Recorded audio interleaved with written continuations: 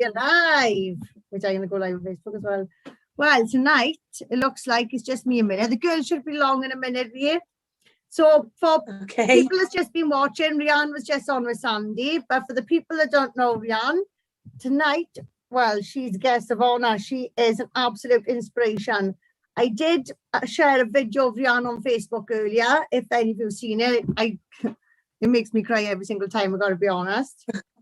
So I'm just going to go live for a minute. Let's turn this around. Yeah, so tonight, Rianne is going to speak with us because we met Rianne last week in Blackpool, and it was, to be honest, there was a fab day, wasn't there? Yeah, it was amazing. So do you want to tell people that don't know you who you are and what you do? Yeah, so I'm Rianne and I'm a survivor of grooming gangs. I grew up in the care system, and from the age of 12 to 16, I was abused, trafficked, groomed from 12 to 16, so that's what, 3-4 years. When I fell pregnant at 16, I didn't kind of realise exactly what had happened to me. I started working at the courts, started to kind of think, I started to hear stories that were very similar. I tried to push for justice on my personal case, didn't get very far through the court system. Children's Services, when I got my files eventually after asking for 3.5 years, it was just point blanks really. Nearly all the files were blacked out, hardly any information on what was on there. And then since then, I've just been campaigning really. The last 2 years, that's when it kind of took off. And I just support families from anything from child abuse.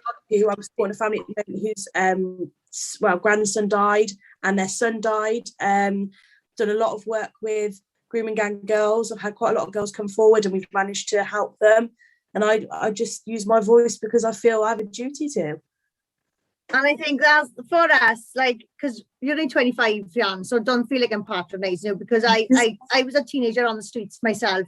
So, and I didn't realise how vulnerable I was until after I was 25, you know? So, and I think, so for me, I'm absolutely blown away by you, how you found your voice and it's so strong at this point, you know? I've watched you from afar with Kath, and I'm very much observant, so I observe people.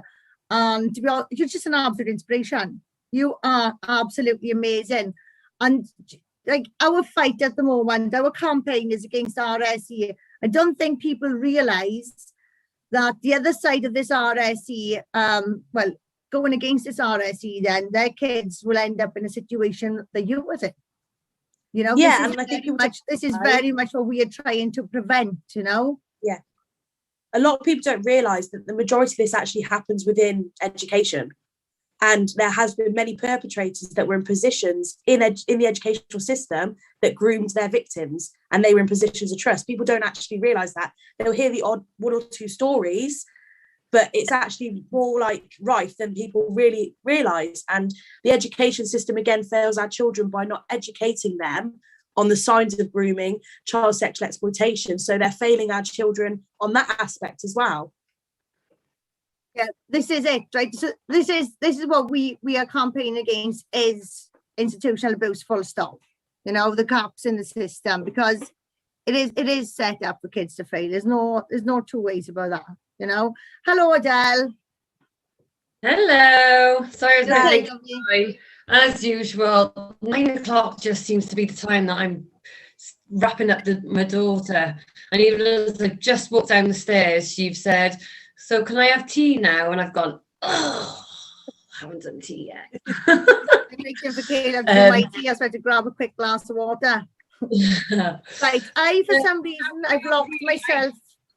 I was going to say, sorry, just saying, how are you? And I just want to echo some of what Kim has said. Obviously, Blackpool.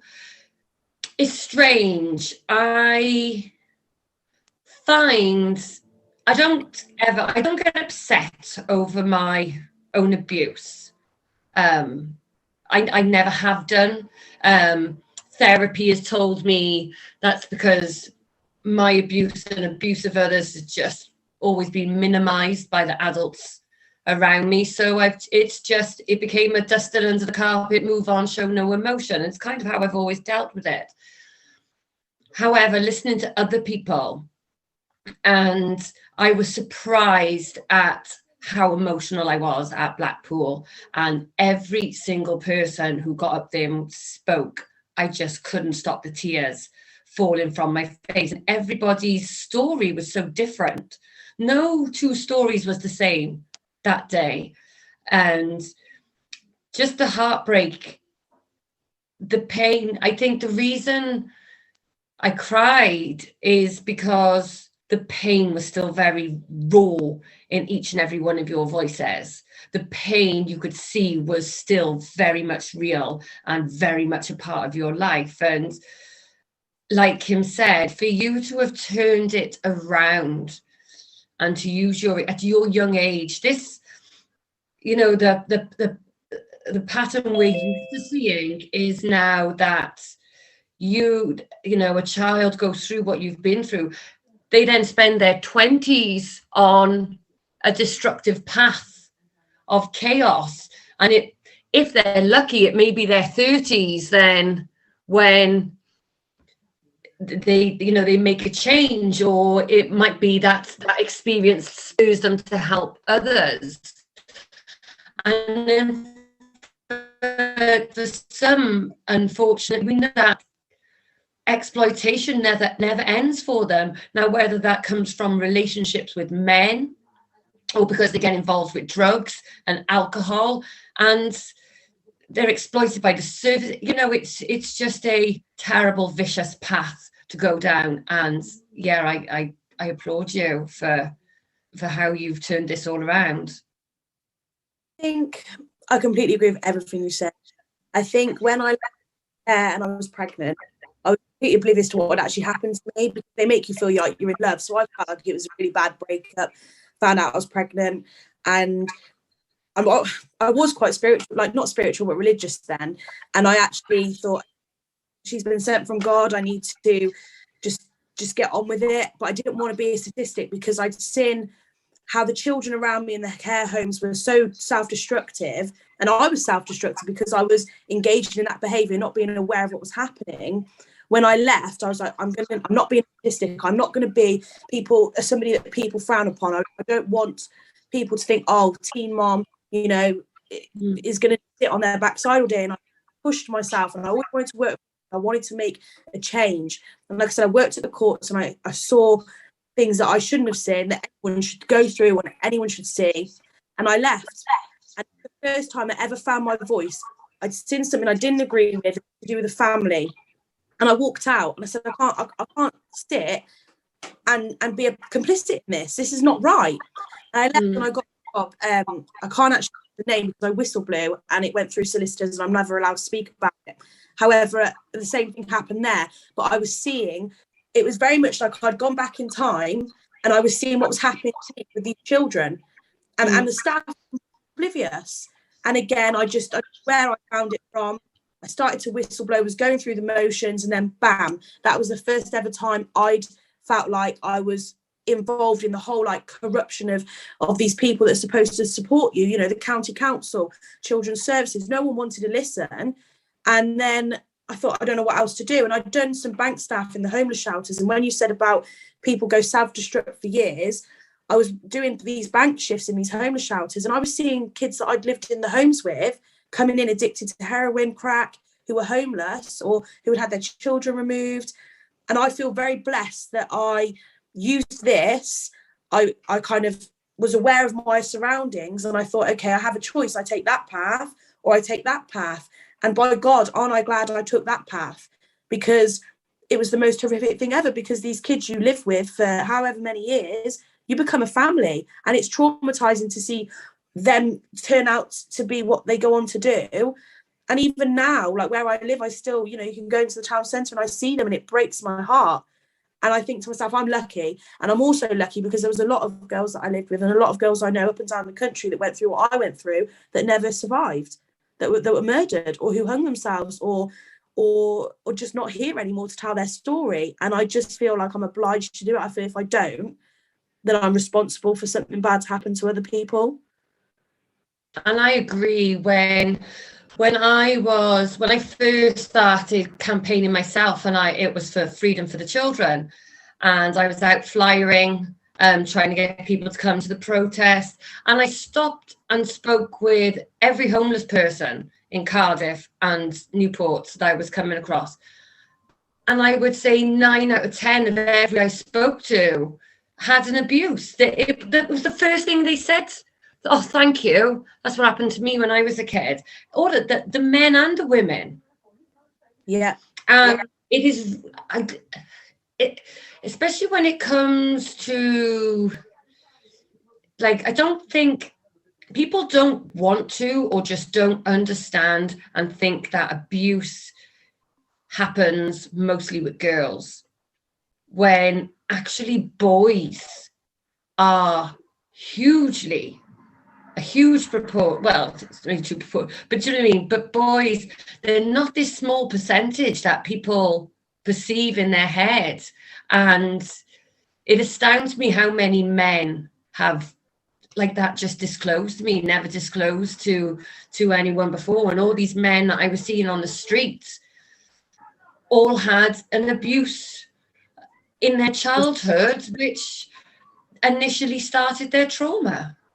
I would go as far as saying the men on the streets and the high rate of male suicide, a large proportion of that is down to abuse perpetrated by a female. I would go as far as saying that. There hasn't been a study done on it, but the research I've done into female perpetrators and male victims, the reasons why they don't disclose, the brain can't understand how that's even happened, how a woman can even do that. There's the erection, there's the ejaculation, there's a lot going on there. And I would argue that is responsible for a high proportion of our male suicide. And every criminologist I speak to, the lady Adele connected with, she's a teacher, her children were groomed by her boss, the headmaster. And she agreed, like she's been campaigning years herself, and even she agrees that is responsible, that is largely responsible for male suicide. The problem we got here is we've only got statistics for familial abuse, so abuse at home or someone really close to the family, and that's only because it's reports. You're never going to get a statistic of female perpetrated abuse, especially if it's rape, because even if the boy or the male does report it, there's no such thing as a rape charge for a woman in this country. So you're never going to have that statistic anyway. So if we're going to solve problems based on statistics, we're never going to solve that problem because we're never going to get a statistic, So we're continuously going round and round in a vicious circle, and these people are going to always fall through the net. The only time they're not going to fall through the net is when the likes of us lot come together and ensure they don't fall through the net. It's going to just take a group effort, and it's people like you, you standing up and speaking out about it, because it's people like you, a large proportion of the public think do not exist.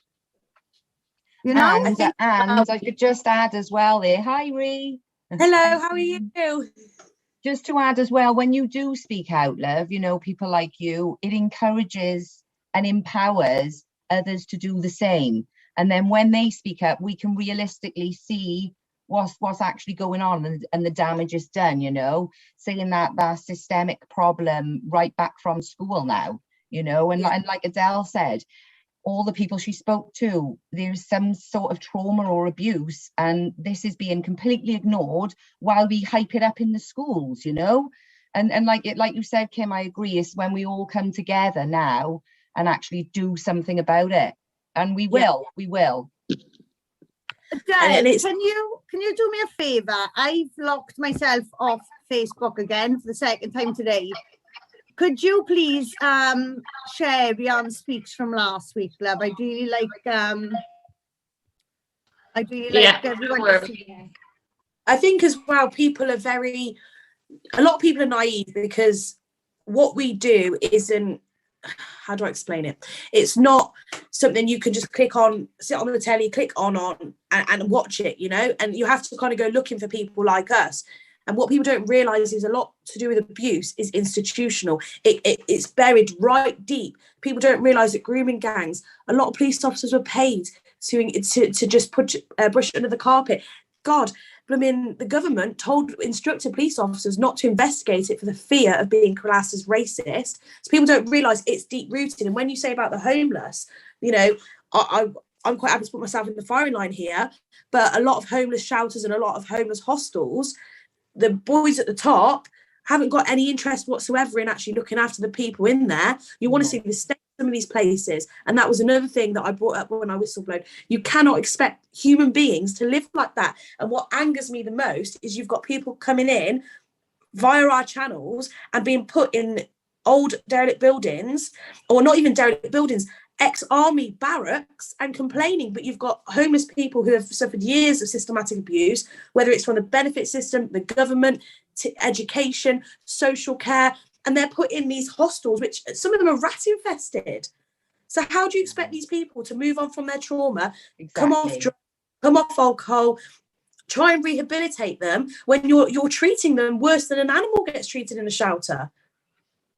A long slog, and it's a massive slog. It's not just that as well, like what you say about the police officers. This is what I've got a problem with. Like, I think it was 2012. I'm a bit tired today, I might have it wrong. I think it was 2012 that we adopted the definition of child sexual exploitation, and we dropped the term child prostitute. Now, it doesn't matter what day that happened, because the day that happened, that doesn't change people's mindset, you know. And we also know we got cop culture. So, you know, once these coppers have been there for decades anyway, they're in this system, well, you know, they're just child prostitutes anyway, you know. They desensitized to it. A long time for that to leave, if it's ever going to leave the force. Because like I said, there's cop culture, workplace culture. It's the invisible blue code, you know. They've all got this thing there. They've all got their own little network going on, right? And it's well documented, you know. I'm not talking crap. There's theories on it, criminological theories, rotten apple theory, lots of things. So it's well documented, you know. So it's not just the fact that, like, we change these definitions and on paper it looks like we're heading in the right direction.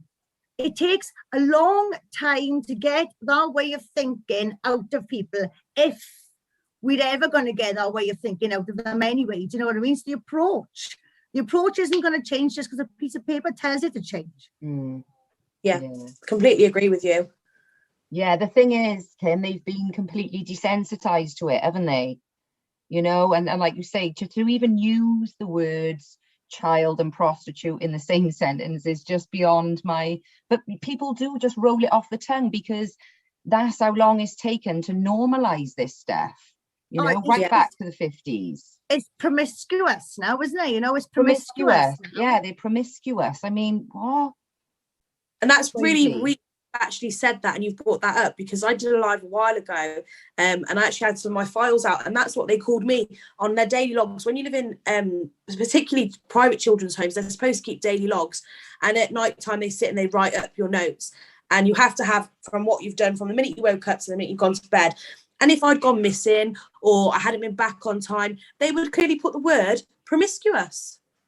And you think to yourself, and there was a few times in the they've logged in the notes that I was a child prostitute.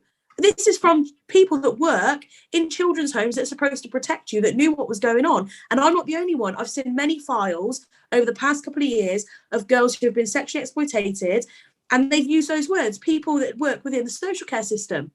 Now, it happens within schools as well. We know this. We know that teachers are aware that some children are receiving texts on their phones throughout the day.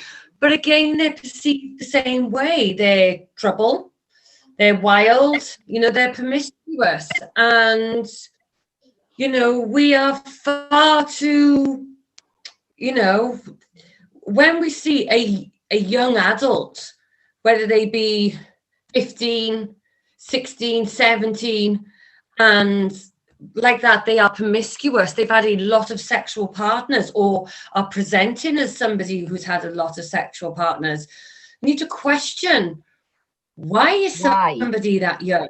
Why? Because it's not normal. They haven't got knowledge and maturity over their body, that they're doing it because they're having these amazing mind-blowing sexual experiences every time they do it. You know, they're not. They're young and they're inexperienced, and it's, you know, just because they're presenting sexually, it shouldn't be seen as, oh, look, they're promiscuous. Well, that's the point, isn't it? That is the point. The question, the big question, and the elephant in the room is why they like it. Never mind that they are. And we know why they like it, because it's not just in school, but it's normalized in society in general, in the music industry. You had WAP as #1 last year, mind. WAP, wet ass pussy. Your children are listening to that. You're 11, 12. Do you know what I mean? Listening to it and doing TikTok dances, humping the floor. 3-year-olds humping the floor. And you know, people laugh at it as well. They think it's funny, and that really gets me, ladders, because people think that it's not being normalized, but there's the normalization of it right there. Yeah. I can't see anything wrong with it. No, exactly. That's the point. Yeah. I got the video up if you'd like me to play it, Kim. Yes, please. Yes, please. Spare me a moment. Let's add the sound to it, love.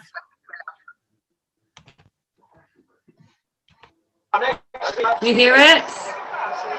Yeah. Rihanna, Yes. everyone give it up for Rihanna. Go on, Rihanna! Yes!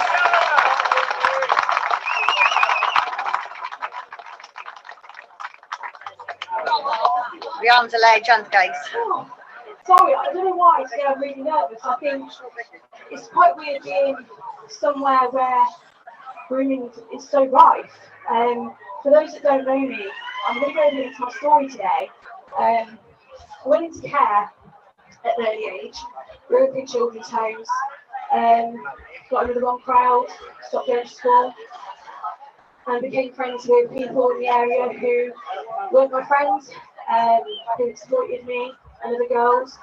We were given drugs, alcohol, and at 12 years old, 13, you think that's cool. You know, people in mainstream school giving leave, think that's cool, I wish we could do that. Care home, we couldn't keep locks on us. So we were trafficked up and down the country. I remember the one day being put in the back. Go on, Ria, go on. We've got you, Ria. No.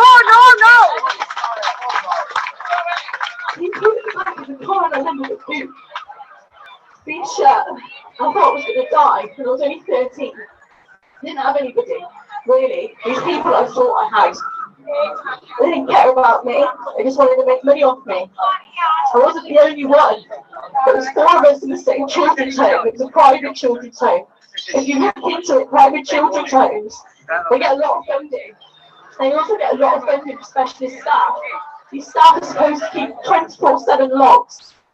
Now, I did a live a while ago, went through my logs. They logged that I was missing. They logged that I wasn't there.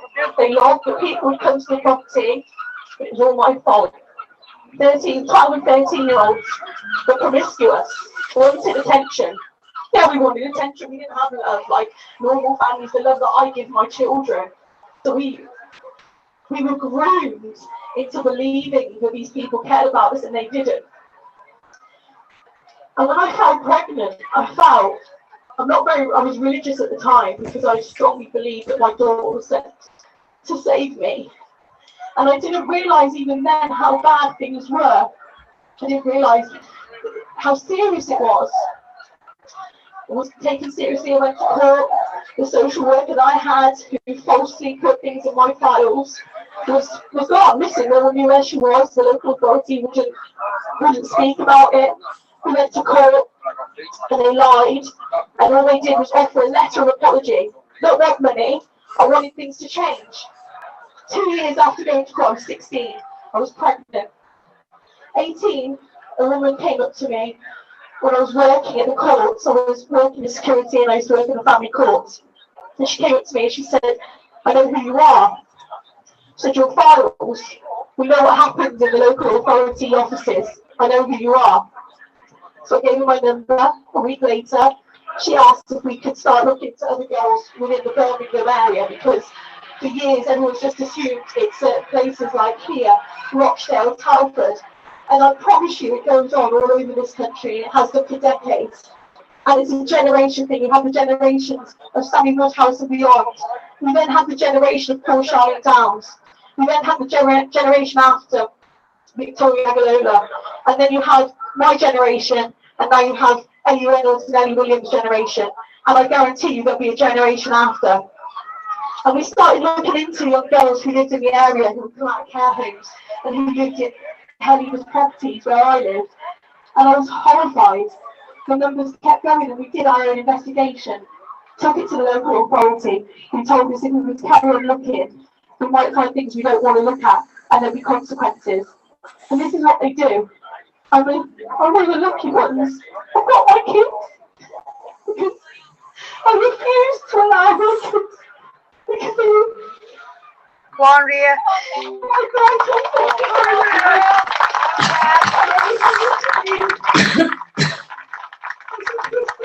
I went through it, I worked my arse off, and I proved that I wasn't a statistic. And now you look and you see there's another generation, and it's terrifying. And what really angers me, and I've said it so many times publicly, whenever you mention the word grooming gangs, people put their hands up and walk away, they don't want to know, but they don't realise the effect it has on you. 7 years on, I suffer from PTSD.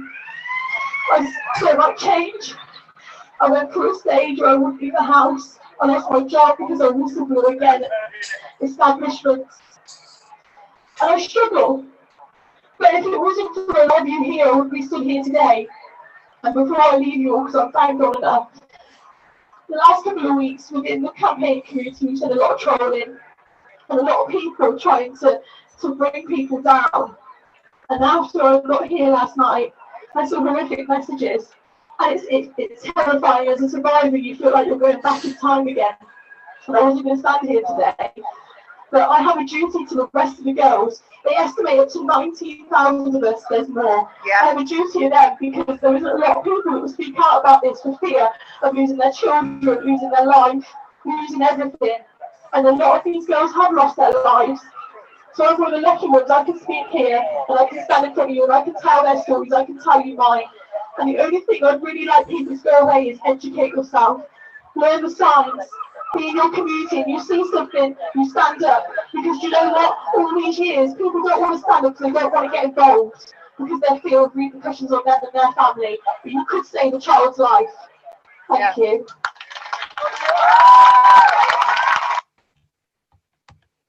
Oh, where's my... Let me just get out.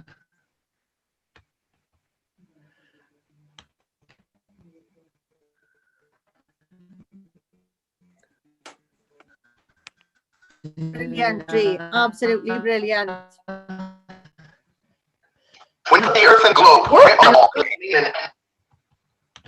Oh, it made me jump at it. Sorry. There's some technical issues.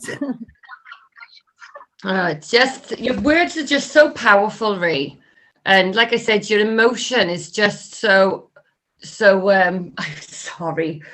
I have, as I'm speaking to you, a spider like that has just gone across my keyboard and I wasn't expecting it when I just looked down. It's just giving me a fright. But yeah, your courage is just, you know, it's just amazing. And like you said, you stood there for the girls who can't as well. And I think that is really important. And I just think it is important as well, Ree, just because, like I said earlier, that video is so emotional and you would have empowered others to do the same, love. You would have. 100%. And that's so important right now. So important. Amazing video. I'm going to reshare it actually on my wall after I come off here. The thing is, right, people don't realise abuse can only exist in secrecy. And talking is key. When we talk, we create an environment where it's difficult for them to offend. And people don't realise that's how easy it is. No, you're not going to solve all the problems, but speaking, you've got to speak about it because secrecy is an abuser's best friend. A paedophile only needs 3 things: secrecy, access, and opportunity. And the sooner people realise that, right, the sooner we can get on with looking after kids. Because when you look around you and you look at the people who can get a little bit of secrecy, let's put secrecy last. Let's have a look at the access and the opportunity. How many people around you actually got access and opportunity to children? on a daily basis. You don't even know how many people in our school have got access to children on a daily basis. So let's look at those two crucial things there, access and opportunity. Let's not look at male, female, let's not look at the family, let's not look at the weird man down the street. Let's look at those two things, access and opportunity, and then comes along secrecy. And if we by speaking, we create an environment. It's such a taboo subject. People don't want to hear about it. They'd rather not know it goes on, right? When you speak about it, we create an environment where who's going to offend an environment where it's spoken about, where it's known, where do you know what I mean? Where people know the score. Like, no, a thief is not going to pinch your purse if he knows you're watching it. And it's exactly the same with these people. If you've created an environment where children know they can talk, it's spoken about openly, the way we all speak about it openly, don't we, on a daily basis? But around us is an environment where people can't offend. Yeah. No, we've created that environment. Our kids are too hot to handle. And it's as simple as that. Opening your mouth. Because secrecy, that's where the damage is. That's where the damage happens, you know. Access and opportunity are things they work with. But secrecy, that's where the harm actually happens. Well, that's how we get it with whistleblowers, don't we? Because a whistleblower will reveal things, secrets that they don't want secret. And that's why it's damaging to them. Very damaging. Yes. It is. It's not a safe environment for whistleblowers. But this is it, by everybody speaking up as well. You empower whistleblowers. Yes. Yeah. You know, because the way things are going now, we're losing some very good people that could work with kids. This DBS is a load of bollocks for a start, you know. In this country, we rely on the DBS and victim resistance. It's common knowledge that most paedophiles lead a secret life. Most paedophiles haven't got a criminal record. And it's the DBS that's kept the likes of me away from kids that's needed me for 20 years. Why? Because the system failed me. You know, this is why we've got to take over. We've got to take power into our own hands now. These things ain't working. They've had them long enough to sort these things out, and they just aren't. They haven't. They haven't wanted to. No. And this is why it's important. This is why it's important that we all come together now. Especially you.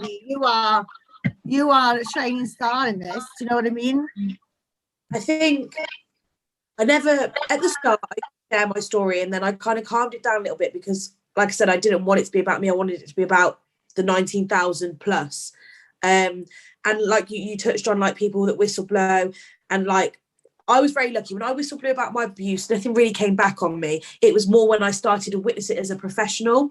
And the thing is, there is nowhere in this country that whistleblowers can go apart from us and others to be able to confide in. There's no sort of authoritative body that they can actually get support for, because they're completely and utterly, excuse my French, they're given so much bullshit by these people that say, oh, whistleblower, we'll protect you, we'll help you. You know, that there's routes you can go down to whistleblow, and a lot of people do these routes and they're promised the world, and then they're left. And when I whistleblow against this institution, I can't name it for legal reasons, but I can tell you what happened to a certain extent.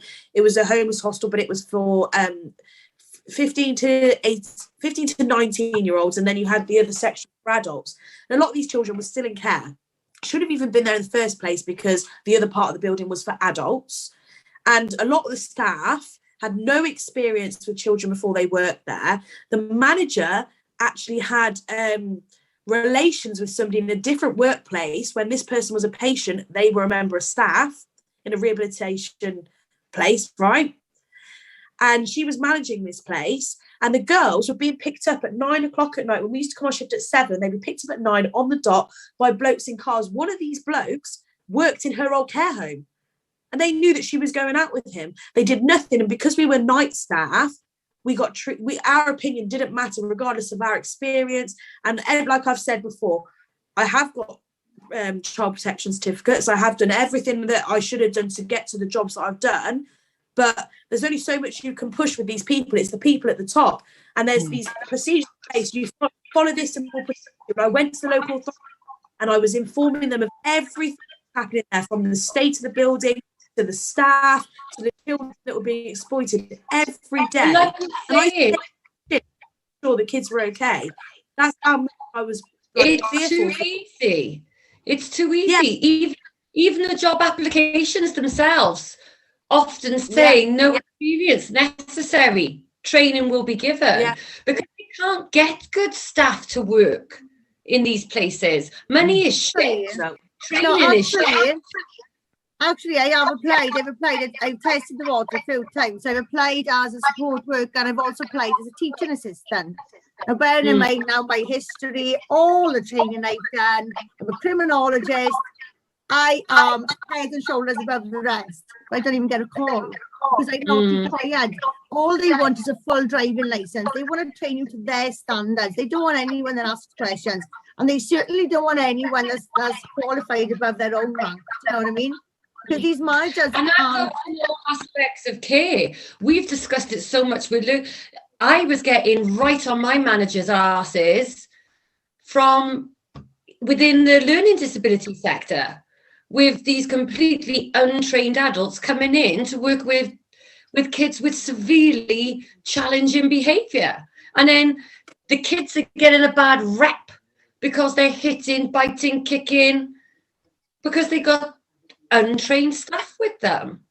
These kids have been through trauma that have gone to these places. They don't know and understand. And not just that, when you know what you're looking for, and these jobs are easy to get, if you like that, all you need is a clean DBS. Mine's not clean, but luckily it's not quite bad enough. But it's just too easy. If you want to groom vulnerable children, go get a job in a care home. The thing is, listen, what we need to point out here now is it's not just as simple as grooming the children. They've already groomed the adults as well. Oh, absolutely. And people don't realise that. And we need to emphasise that. Do you know what I mean? Don't think that these people go directly to the children. They've gone through you first. Yes. Simple. They've gone through you first. Well, we know this. Look at every head teacher. Look at any teacher. Look at most abusers. What do the adults say around them? I never would have guessed it. Never would have thought that. Yeah, that's a good character. Yeah. They don't know any of these signs. I work in a school, and I can see how easily or how hard it would be for one teacher to go against the grain, because they're all very much like, when I'm in school, I feel like, God, I don't fit in here. I don't fit in. It's workplace culture, and it's workplace culture in social services as well. You know what I mean? We've mentioned it about the police. It's well documented by the police, but it's also workplace culture in these places as well. They're institutions. Yeah. And a lot of these people have come from the same kind of place. They've gone to school, they've gone to college, they've gone to uni, and now they've gone straight into a job. They've never stepped foot on a housing estate in their lives. They've got to follow criteria, not question it, because they won't question something they don't know that is flawed. How do they not know it's flawed? Because they've never had to exercise these policies. It's as simple as that. How do they know they're bad? How do they know it's wrong? Yeah. The problem is they've been like institutionalized in right? the same place. These kids are being seen as a problem. These people go into these jobs dealing with problem kids. Yeah. You know? Absolutely. Their mindset is miles away from ours, miles and miles away. In the wrong direction. And I think a lot of adults can't easily put themselves back in their 13-year-old shoes or their 14-year-old shoes.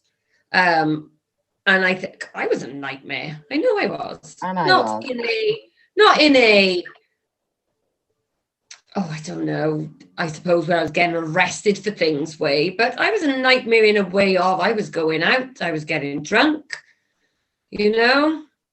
And me from young as well. And this is why it is, because you realise how easy it is, you know. I remember 12, I was 11, 12, drinking. I was determined when I was 15 that as soon as I'm an adult, any underage person asks me for alcohol, and I'm definitely buying it for them. That's what I said as well. That's exactly. And then I didn't do it ever after that. Yeah, I didn't really go against the grain because there never was a grain. There was like people say, I went off the rails. I didn't have no rails. Do you know what I mean? I was the kid whose mother didn't care that she was out. You know, I was only about that tall, and I was the only one who could get served fags. Yeah. I had access to the ID machine in school. I printed off everyone's ID cards, do you know what I mean? And being small, choppy and cheeky anyway, I just seemed to be an adult way before my time, way before my time. I was in the pub. I definitely was as well. By the age of 12, but I thought I was an adult, do you know what I mean? But like Rhiannon said about being lucky, Rhiannon, I totally get what you say there, because I consider myself very lucky that I grew up in the village I did, you know, and this is what scares me. Put me in a city in 2021 and I'm not making 2022. You know what I mean? And that's what I find frightening. And it's just not that. There's people watching us now. And they've seen me as a kid, do you know what I mean? They were in the pubs in their 20s as I was coming in there, you know, playing pool when I was 11, 12, like. And they've always looked out for me. And I've got very similar, like I have my mum's friends, all tell me how proud they are, you know, seeing me, because they know what I came from. And my mother, not like yours, Kim, my mum loved us. We knew we were loved, but I still grew up in a violent household, in a household where my mum spent a lot of time at the pub. But not just her, so did her friends. We lived in beer gardens, or there would be drinks happening in the house. And like that, grew up at 14, I'm babysitting my 3 younger siblings, and my mum might not come home for 2 days. So by 15, I didn't go to school anymore. I didn't sit half my GCSE, and I didn't even have to say I didn't even have to hide I wasn't going to school anymore. Just didn't. My mum wasn't bothered because I'd look after the baby all day if I didn't go to school. So like that, I had to grow up but like that as well. I'm not unhappy with the person I turned into. So how can I say I've been unlucky when everything made me who I am? This is, well, you know yourself, Adele, this is what I've been going through the last couple of months. You know, when you get to a place and it's like you've come full circle, or you're in this place and it's like when you look down, you're quite high up and you think you're going to fall, and it's like you're realizing like that was me and now this is me, and that's living, guys. That's what you call living, and that's what you were doing. You're living your life. Living your life to the full, right? You're taking all the hardship becomes the jewels in your crown, and that is something incredible. As when you've got the ability to do that with your own life, you know what I mean? It's when people say to you, "You should be so fucked up." Yeah. And I'm not too bad, eh? Like, could it be worse? I say that to my father. God, because again, he grew up, he was in a different country. He loved us and was financially supportive of us, but he wasn't present, and he certainly wasn't loving. And I don't remember what I was going to say with that then.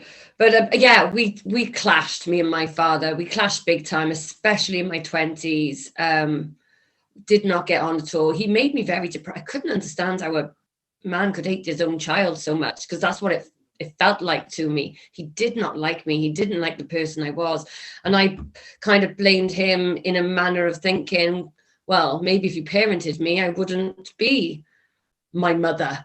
Do you know what I mean? And you know, and I used to think to him sometimes, like, you have no idea. This could be so much different for me. And I think with all things said and done, I think I'm doing all right. And maybe you should give me some credit for that sometimes. I know I mess up, and quite often when I do, it's quite gigantic. But, you know.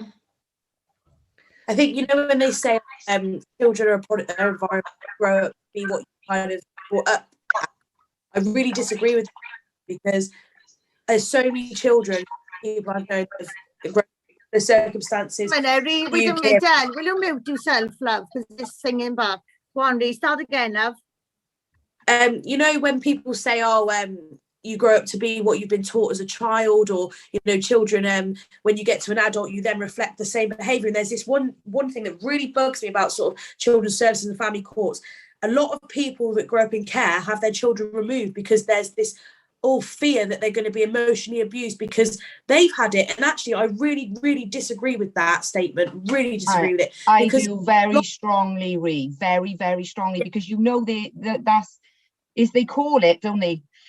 At risk of future harm because of something that happened in their past, and that's just a way of taking children, as far as I'm concerned. I hate that. It's risk of future emotional harm. It's the crystal ball theory, isn't it?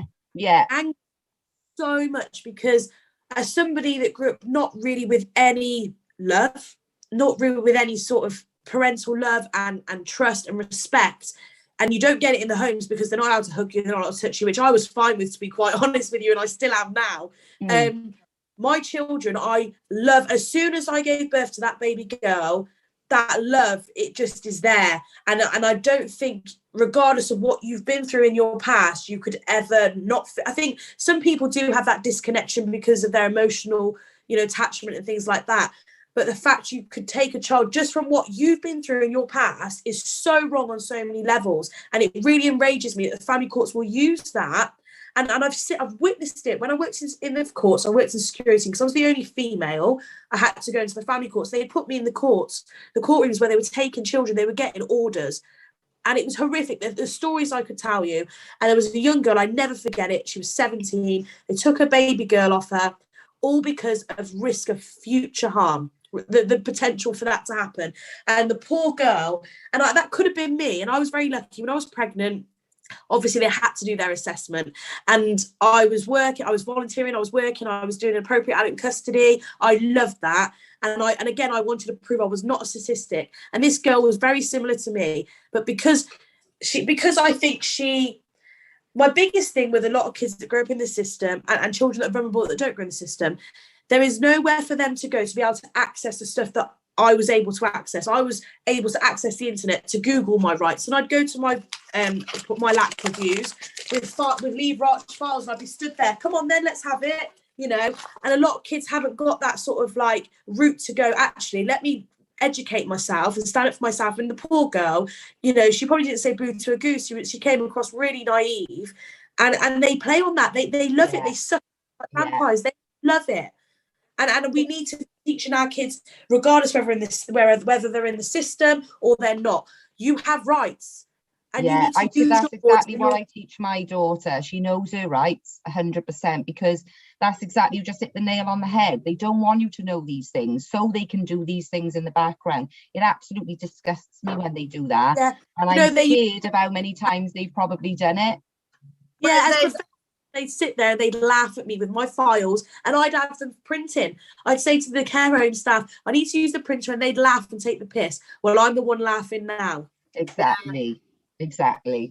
That's it. A close family member of mine had the child removed from birth, and this family member was in the care system as a child because the mother broke his nose and strangled her. And no word of a lie, the mother of the child, we weren't aware she was a child of the system. It was her 13th pregnancy, 11th child, and she was providing the local authority with babies all the time. And we weren't aware of that. But what they had against this boy was, bearing in mind, he was in a care home because his mother broke his nose and strangled him at the age of 5. They put violence against women on his record. 5. Jesus Christ. And then obviously I come along then, and I was gloves were off. I filmed absolutely everything. I did the skills to foster course, I ran rings around them in the course, all the things they had wrong about the rape charge for women and stuff like that. And then one day then I just laid it all on the table, what I had on the phone. 3 days later, there's a phone call, the baby came home. But it was insane. I have a similar story. I'm not going to mention any names, but I had a friend in school, which I don't know. She started secondary school halfway through secondary school and was always a little bit troubled. But she come from what seemed to be a relatively normal home. Met a boy, a 15, a local guy that you don't want your daughter involved with. The relationship was abusive. I I knew this person anyway. He lived only a street away from me, so I'd known him years. He'd already dated a previous friend.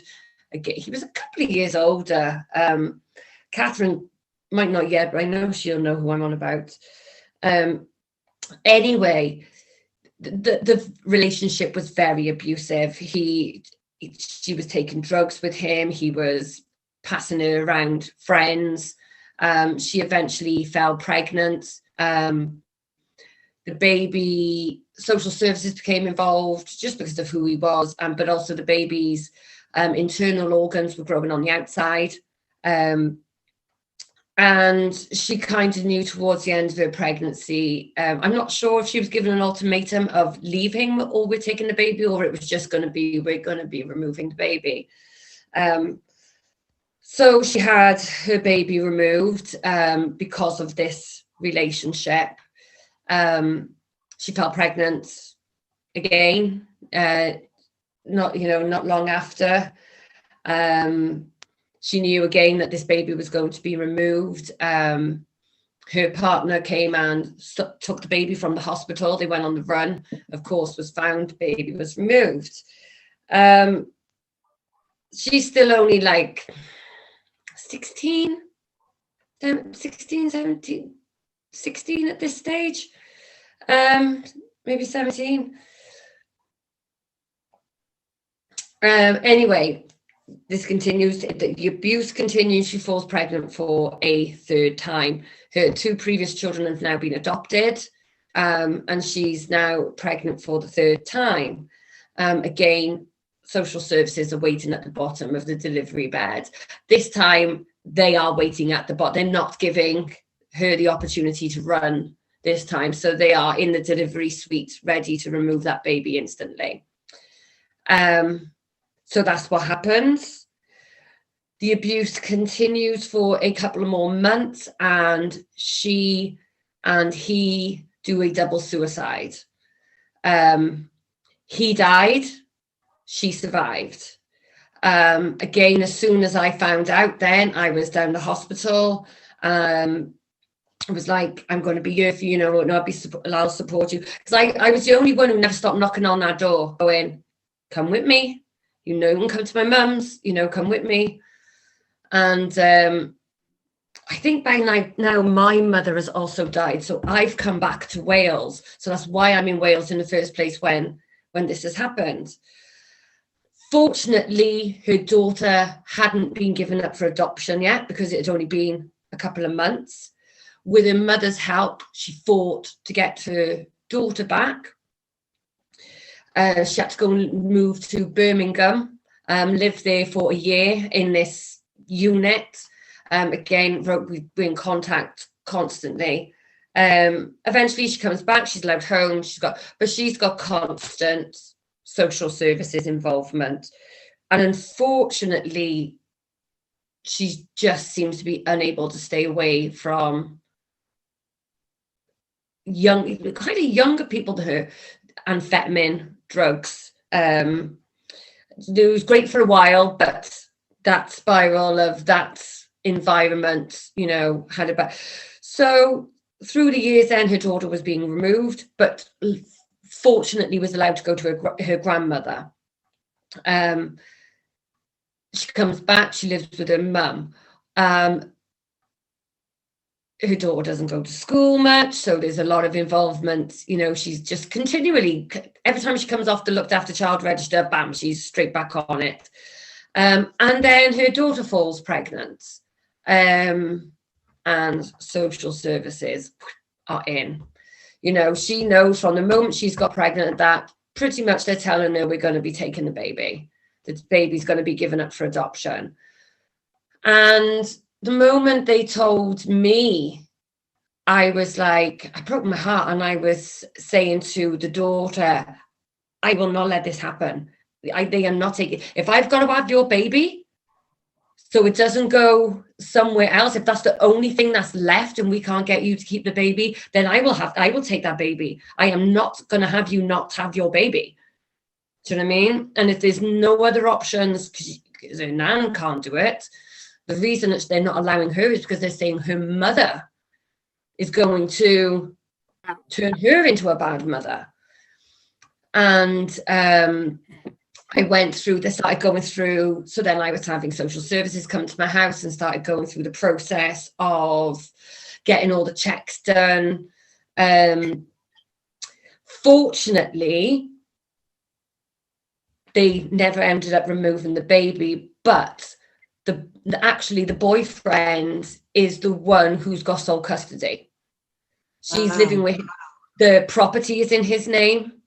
He has got sole custody, sole parental responsibility for the baby, and obviously because he's got then the support of his family.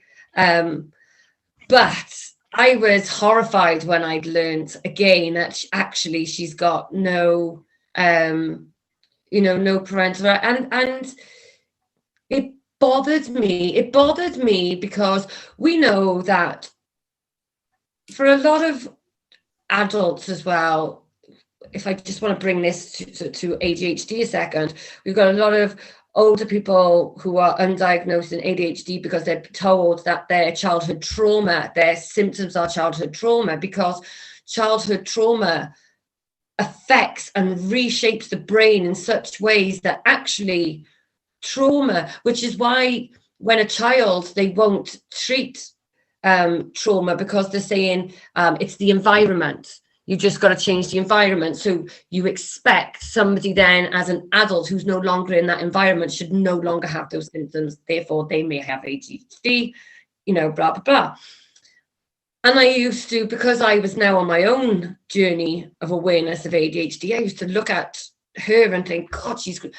But I knew it wasn't ADHD. It was trauma, ACEs, adverse childhood experiences. And I was so angry. And when the social worker came to my house and I was doing the assessment, I had to say, I said, I'm so angry at you. Why are you helping this girl with her trauma? Why aren't you helping this girl be a good mum and not do the things that teach her? If you're worried her mum's going to be a bad influence, give her some good influences. Put her in a bubble, in a support net with the right people. Not just go and take their kid. Exactly. Provide them with a mother, baby. She's been punished all her life. Provide her with a little bit of childcare, a couple of hours off a day where she can go and do something for herself. The thing is, right, they take these kids, say they take 4 kids, right? And this was like they're paying somebody, let's say £400 per week, right? Per child. That's a lot of money. Why didn't they just pay someone £400 a week to go and help our family? Exactly. Yeah. Exactly, because they don't. That's the thing. See, it makes and that's giving somebody a damn good job. Yeah, because that's all they want. All they want. You're giving somebody a good job, right, with some nice benefits with it, and that person becomes a consistent in our family's life and helps them through the bad patches. Exactly. Because sometimes you're just so emotional when you're in situations like when I've gone through stuff with Logan. Sometimes when you're actually in the family, you're too close to really understand what's going on and to really work things out. Do you know what I mean? And sometimes you need somebody on the outside to say, hang on a minute now, this is, because I've had to find every single time I was going through something with Logan, and he went through hell, suicidal from the age of 6, right? Every time I was going through something with Logan, it would take me to change, to solve it. It would take my actions or something that I have to do. So no matter how hard it got, no matter how tired I was, you're so emotional, and I'd be screaming at him sometimes. You need to trust me. You need to trust me. And then, do you know what I mean? I'd be like, right, hang on a minute now. This is down to me. I have to take control here. But it would have been so much easier if I had somebody to say, look, this is what's going on here now. This is where the trigger was. This is where that was. I was just so obsessed with why he can't sleep and things like that. Do you know what I mean? It was causing problems in my house. When all I needed somebody to say was, look, it's anxiety from school. Do you know what I mean? Something that would just make it a little bit easier. And I've never been able to get that. Why? Because the threshold for help is up there, right? The threshold for help and support for families is up there. By the time you get there, it's so intrusive. It's really intrusive. My since being in sister's a uni, perfect example. hang on a minute, let me just finish, right? Since being in uni, right, for me, my education has been, right, what they think and what actually happens.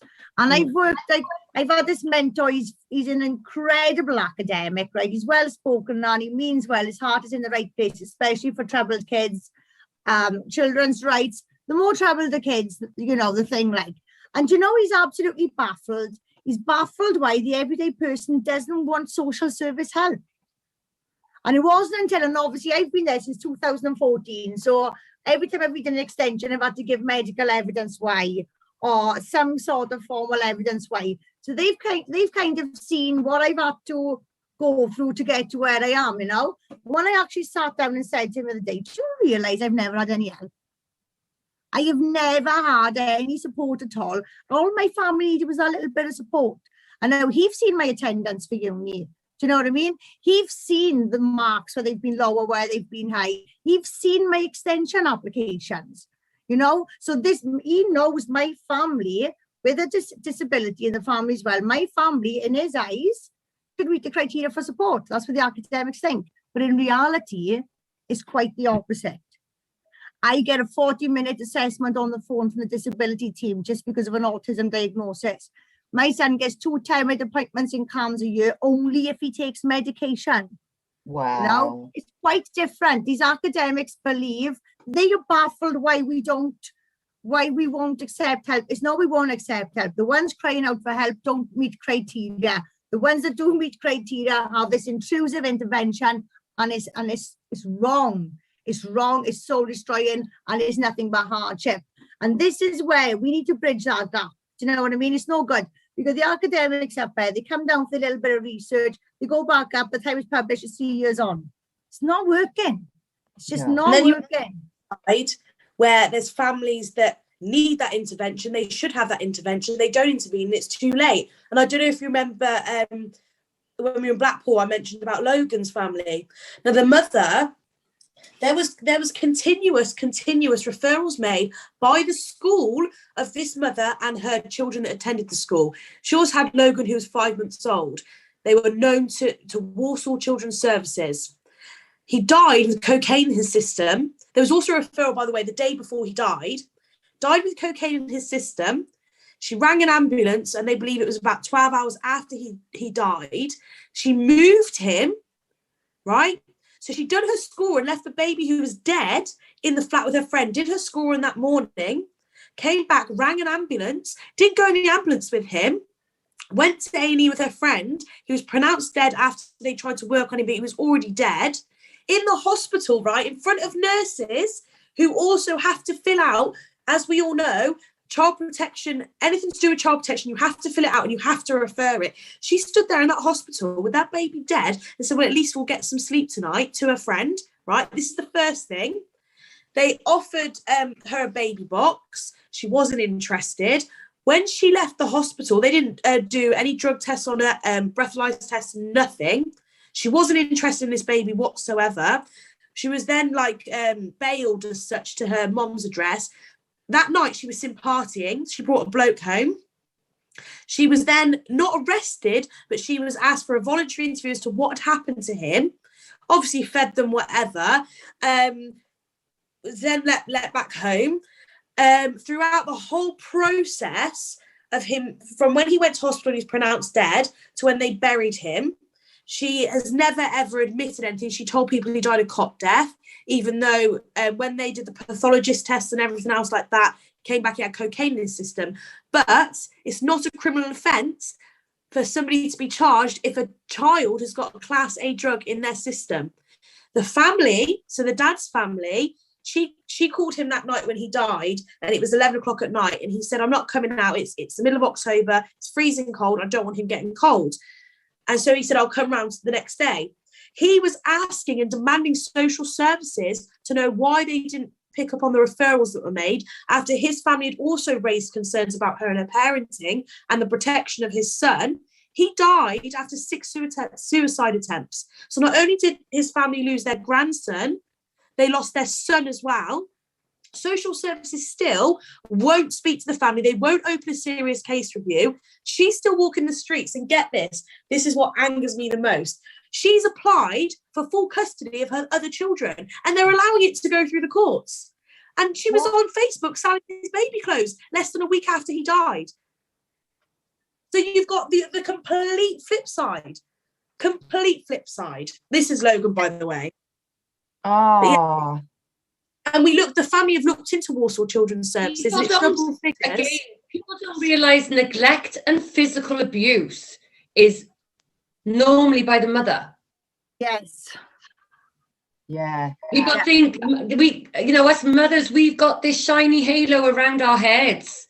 But when it comes to physical, sexual abuse for young children is normally with a male relative. No, that's single parents. There's a lot of single parents that do it with their sons. A lot.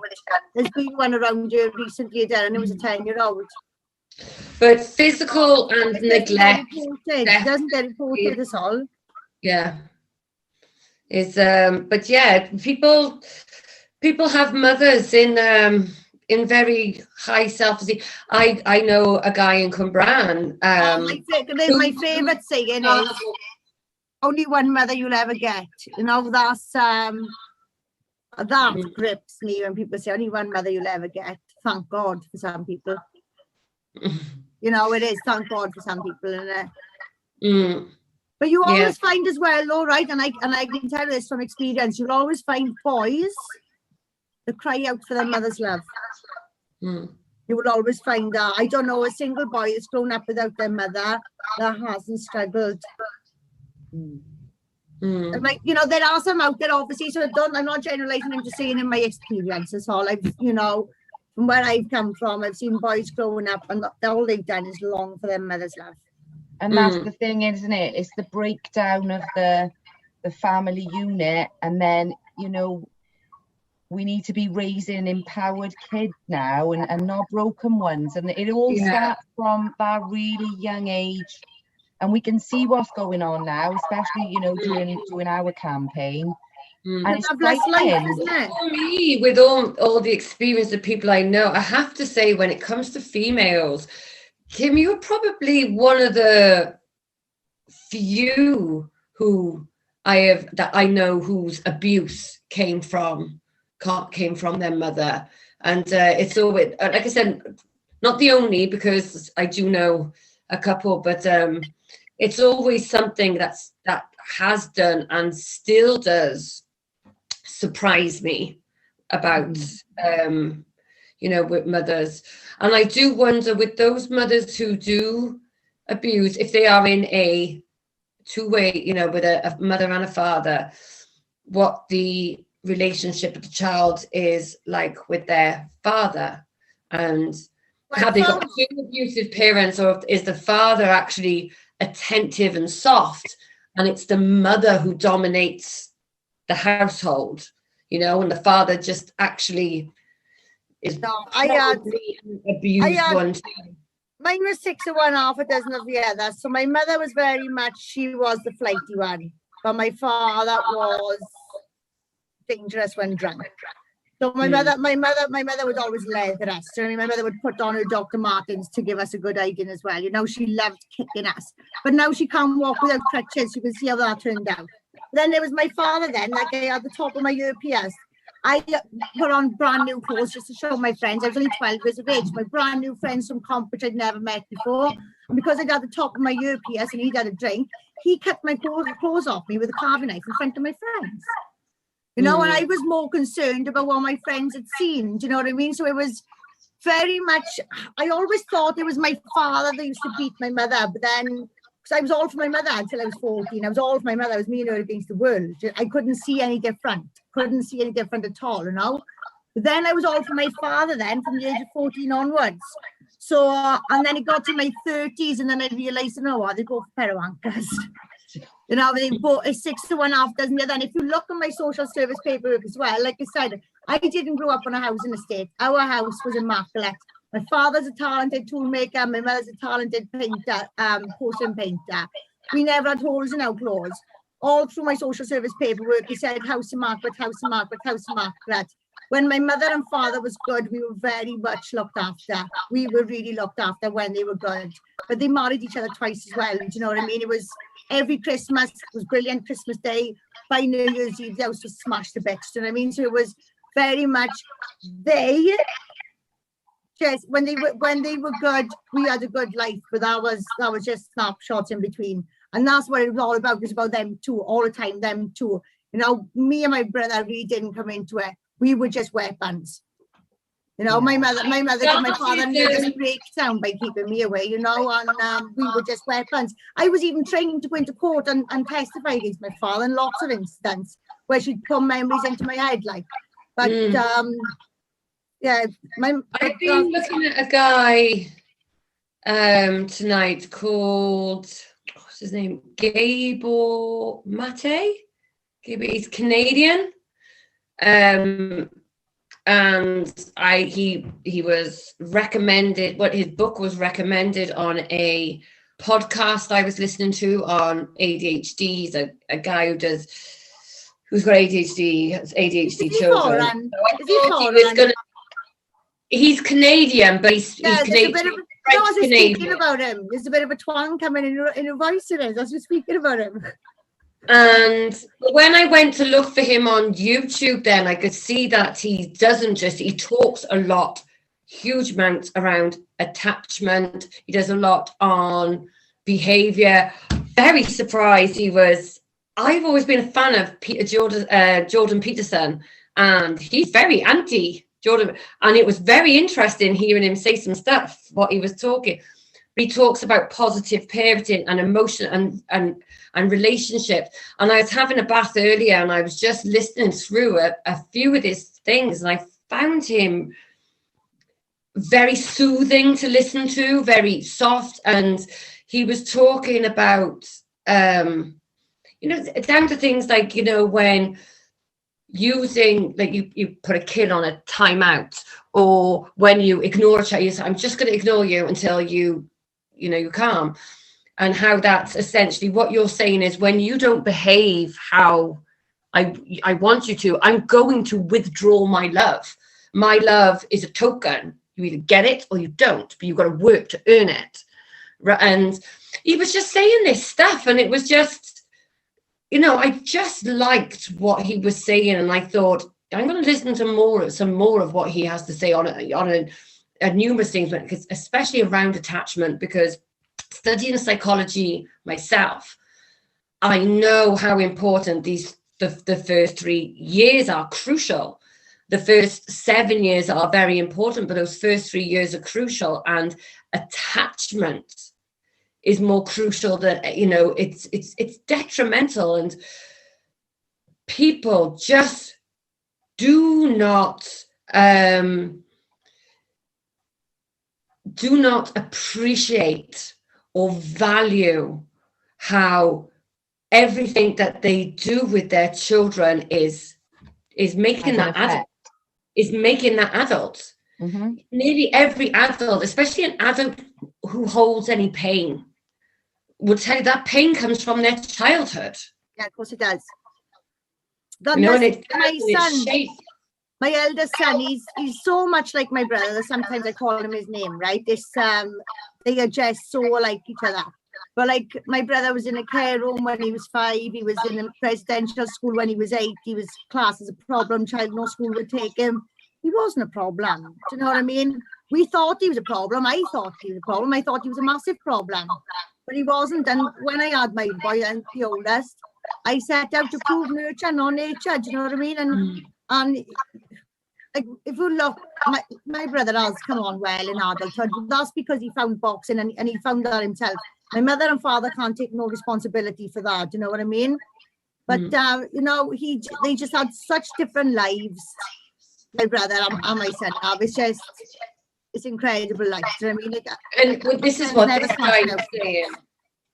He's saying that. So he was. Again, I didn't get to listen to it. I want to listen to him more, because I've seen that actually on my podcast app, that there's a few interviews with him on podcasts. And Gabor Mate, he has. Sorry, I can just see somebody's commenting there.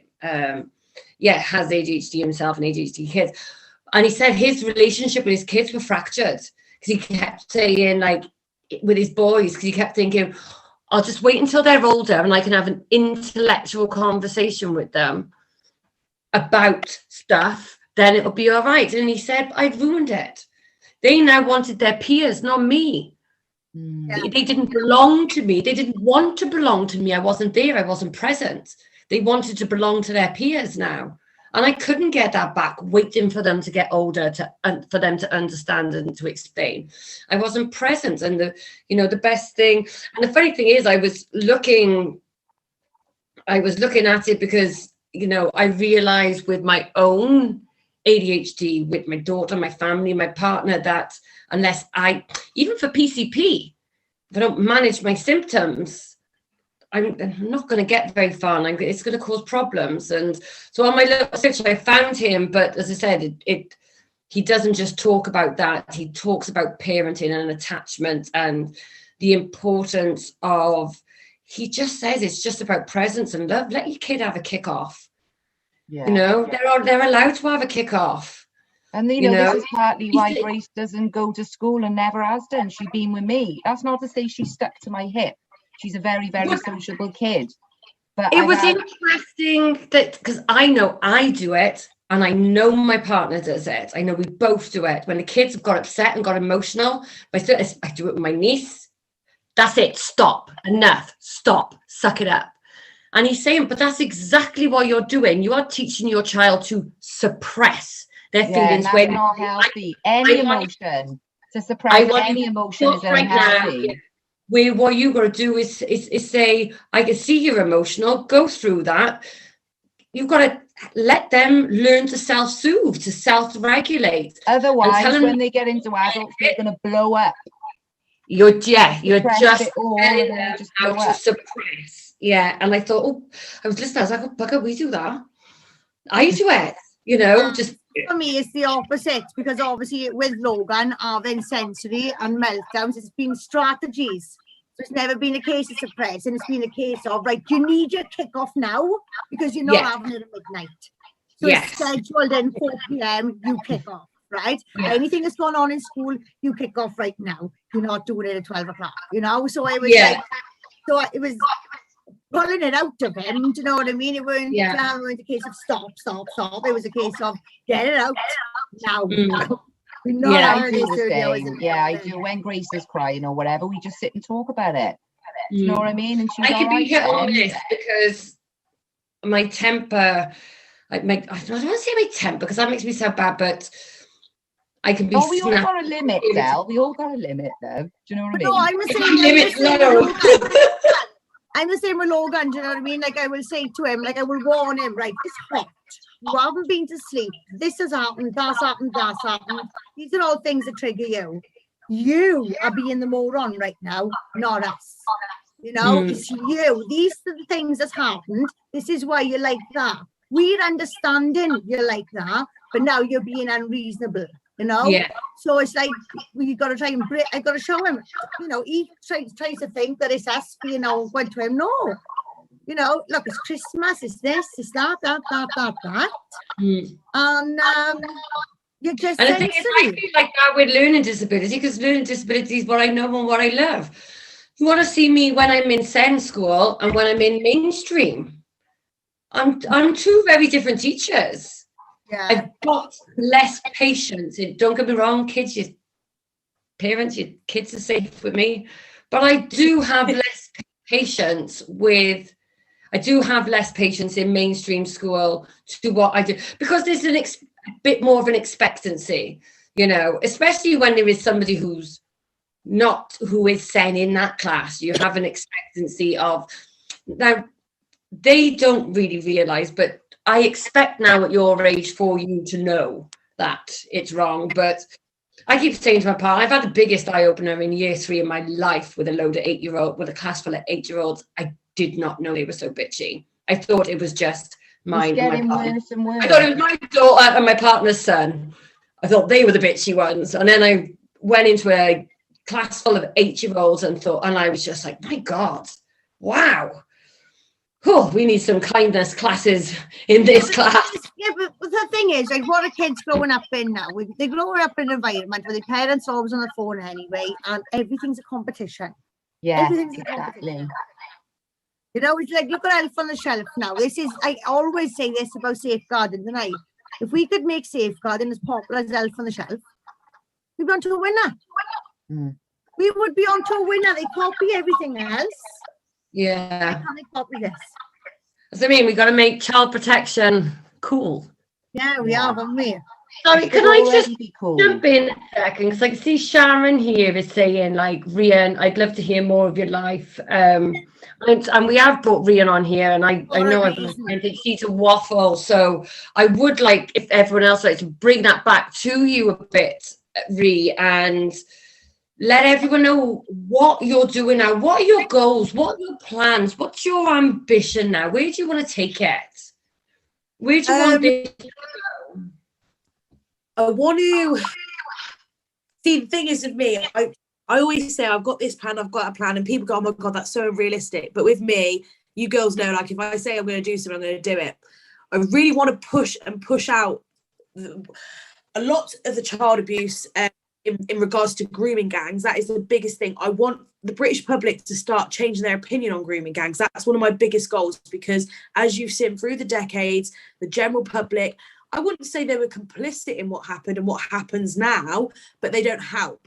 And that's because there's this big black cloud above them that it says, if you mention the word grooming, you're a racist. So we need to take the politics out of grooming gangs. We need to take the policing out of it. We need to take race and ethnicity out of it. And we need to get into the education system. We need to get into training professionals. I've done my safeguarding training. Do you know how much they do on grooming gangs? That much. There's one page on grooming.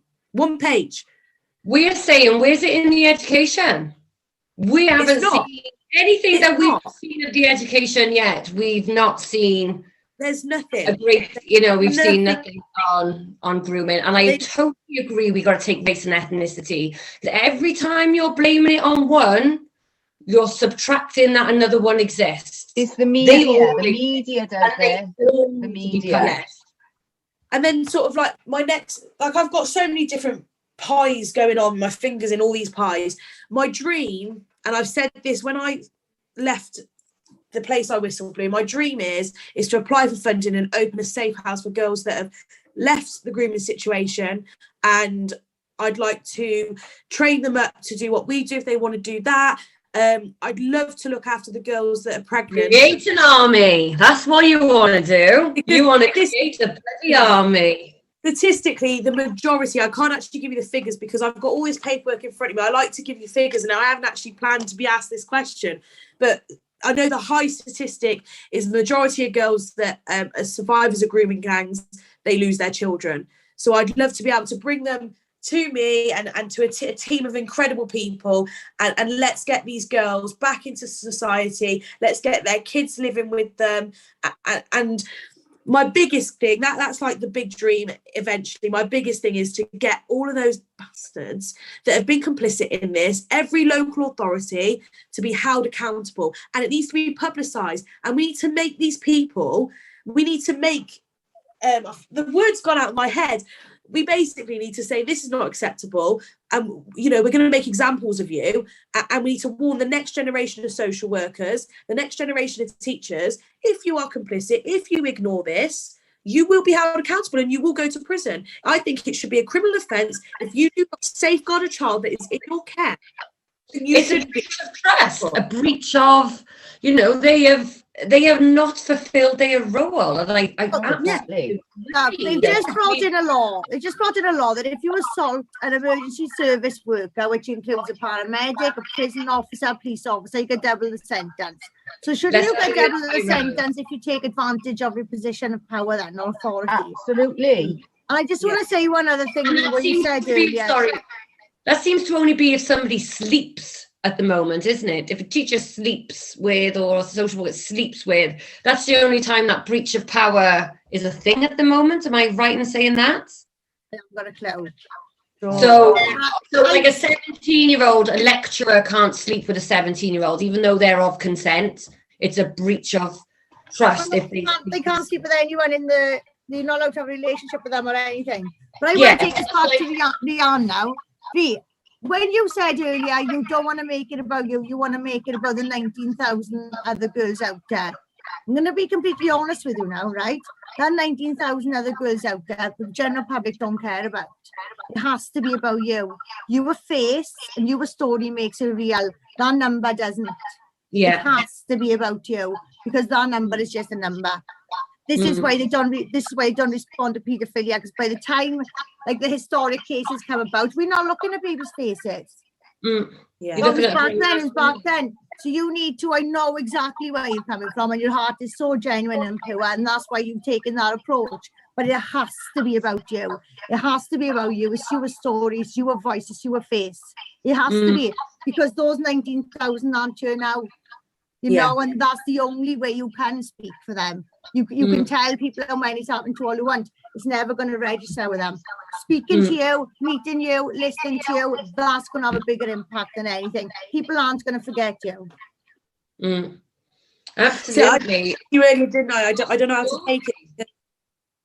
All my life, but even I'm getting better now. I've always been someone that's been walked all over, whether it's by people that are biologically related to me, people that are supposed to have cared for me, people that I class as friends, family, because I've always been a bit of a people pleaser up until about 2 years ago, and I started to go, I've had enough. And I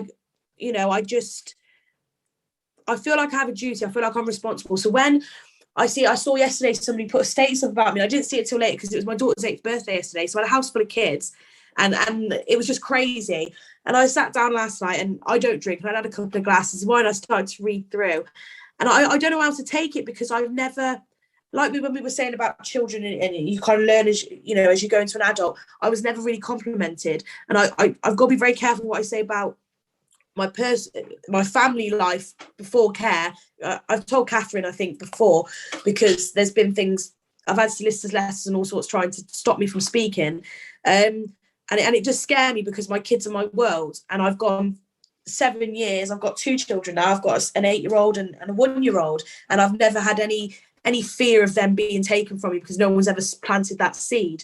But when it comes back to my sort of childhood, I never had the praise. I was always the black sheep, and I've learned over the years that actually the black sheep's the one that goes, do you know what, stands up and said, I'm not taking this shit anymore. I don't want to be what this bloodline, I don't want the bitchiness, I don't want to behave like that. And you're kind of then pushed out because you won't be like them, you won't follow the herd, and then bring your children up to be the same herd, and I think that's why I struggle when you guys say really nice things about me, the people, and I think, yeah, but I don't want it to be about me, because it never has been. I've just kind of been on my own little journey, and people forget as well, since the age of 12, yeah, I grew up in children's home, I brought myself up, I learned how to cook. Since I was 16, I brought my daughter up for years, and then I just want to say, though, Rian, just in terms of, so I'm on YouTube one day and I'm watching a woman called Marilyn Hawes on a TV program, and she's talking about her experience, which is she was groomed by the local head teacher before her children were even born. He approached her while she was pregnant. She ended up working in his school. He abused all 3 children, all 3 sons, and she didn't find out until they were now teenagers and the police are knocking on her door. She's set up an organisation. She's been on Sky News, Channel 4, this, that, and the other. She's set up with this organisation. She provides all this training on grooming, about grooming. But it's her and her story that is what every time it's her story that is on that front page. It's her story that she's sharing. She's protecting all these other children. Her training is doing that. But she's spreading the message. People want to know, why are you spreading this message? It's her story that get people buying her training packages, wanting her to come to their school. Yeah. And people will want to do things for you, help you, provide for you. The same with us. Every now and again, somebody just comes along to us and says, I love what you're doing and why, and here, this is what I got, can I help you? And that's what you are going to find for you. You will share your story, but as with your story, you share where it is you want to go. And because of your story, the right people are going to start coming to you. I want to help you make your achievement. I want to help you achieve this. And they're going to want to help you because your story. I stood there. I didn't know your story. I stood there and cried my bloody eyes out listening to your story. And the inspirational things you've done since that. I wanted to speak to that Marilyn Hawes straight away because I heard her story. I was inspired how she didn't let that be a negative thing that she doesn't share with others. Instead, she turned that to make sure every goddamn person knows about it so that they can stop it from happening to their children or stop it from happening to them. She stands here and says, I was an adult I was groomed. You know, I was the one who was groomed. The grooming too, like Kim said earlier, the grooming of my sons happened afterwards. I was groomed first. Yeah. And you was groomed first. You was the one this happened to, and now this is what is striving you to make your achievement. And I agree with Kim, this is about you. This is your story, because it's your story and you and your personality, how you present yourself, how you talk to people, that will make people want to help you, will make people open up to you, and you are gonna build an army. I just want to quickly add on that, Ree, as well, right? You know, all the nonsense we've had from shills and trolls or whatever. Like I said before, none of that even matters because your character speaks for itself. Their character will speak for their self. Your character speaks for yours. All of ours do. So we can just let that straight go because we got work to do now, haven't we? Yeah, we have. And we've been speaking about it a lot, haven't we, Kath? Before I even heard your story, do you know what I mean? I just knew you was all over it. And I can't wait to work with you. Me too. Like Adele said, things will just come your way as well, Ree. I totally understand where you're coming from because, like I mentioned earlier, I've had a moment where I've had to accept where I am in life because we are more down to earth than worms. We don't put ourselves on pedestals. We've never been put on pedestals. My mother did tell me she was proud of me once when I was in Eastwood Park because I wasn't a grass, right? Now I was this kid, I was top of the class for everything and it was just never there for me. So, but now that doesn't matter anymore because we've all got each other to push each other forward. But you do need to take that moment. You do need to realize, hang on a minute now. I am, do you know what I mean? Yeah, I am still me. I'm still down to earth. I'm more down to earth than a worm. But I've got something incredible. And my story is going to change things. And that's what you need to realize here. And you need to give yourself, only you can give yourself that confidence. You need to see yourself the same way as we see you. And I think you're going to smash it. I really do think you're going to go far. Like I said earlier, you just turned 25. Don't want to patronize you at all. But now your brain is fully developed. You've got all your faculties and you've already got your voice. You're going to do incredible. Yeah, well done. You've grown up now. Now it's time to put out the whip and crack on. Yeah, like the same. Yeah. We've been approached by a grooming survivor, and she delivers training courses for grooming and stuff like that herself.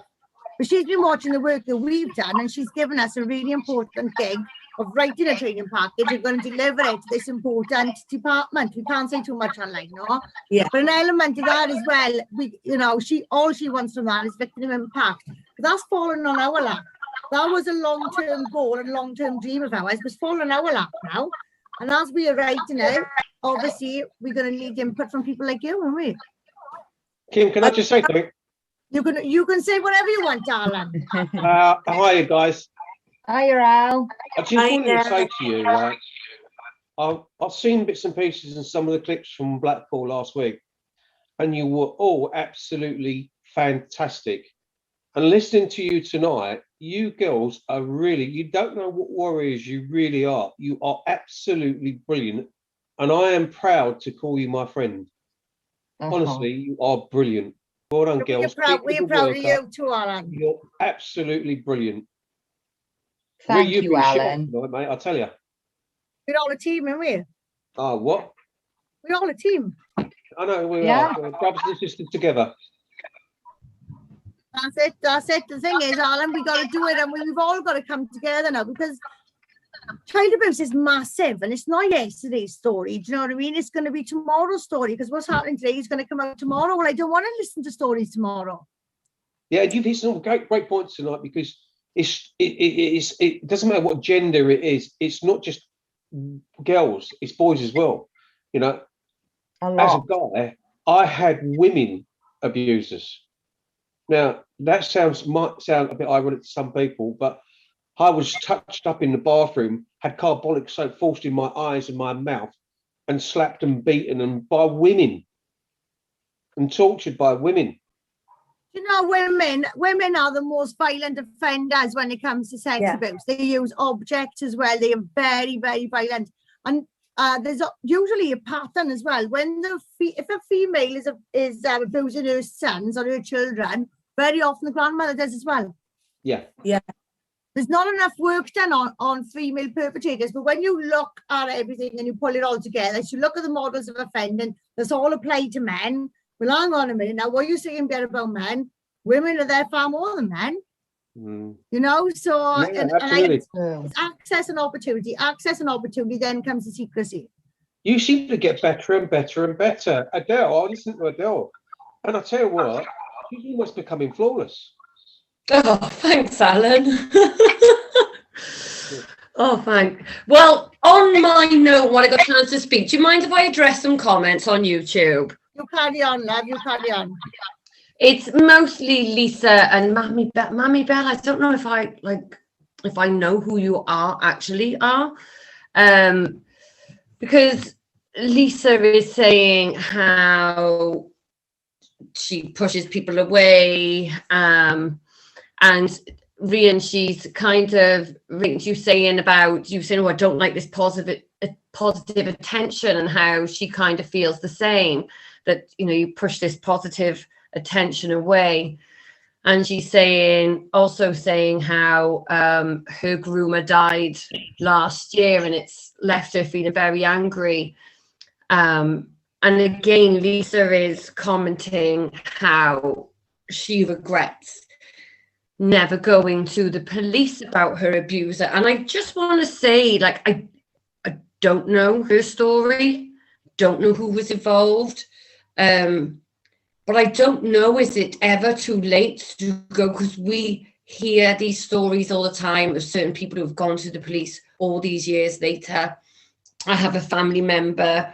I'm actually hoping that one day he'll have the courage to maybe come on here himself and share. I know he would like to. He's been to my marches, and I know he'd like to share his story, but he just hasn't got the courage for it yet.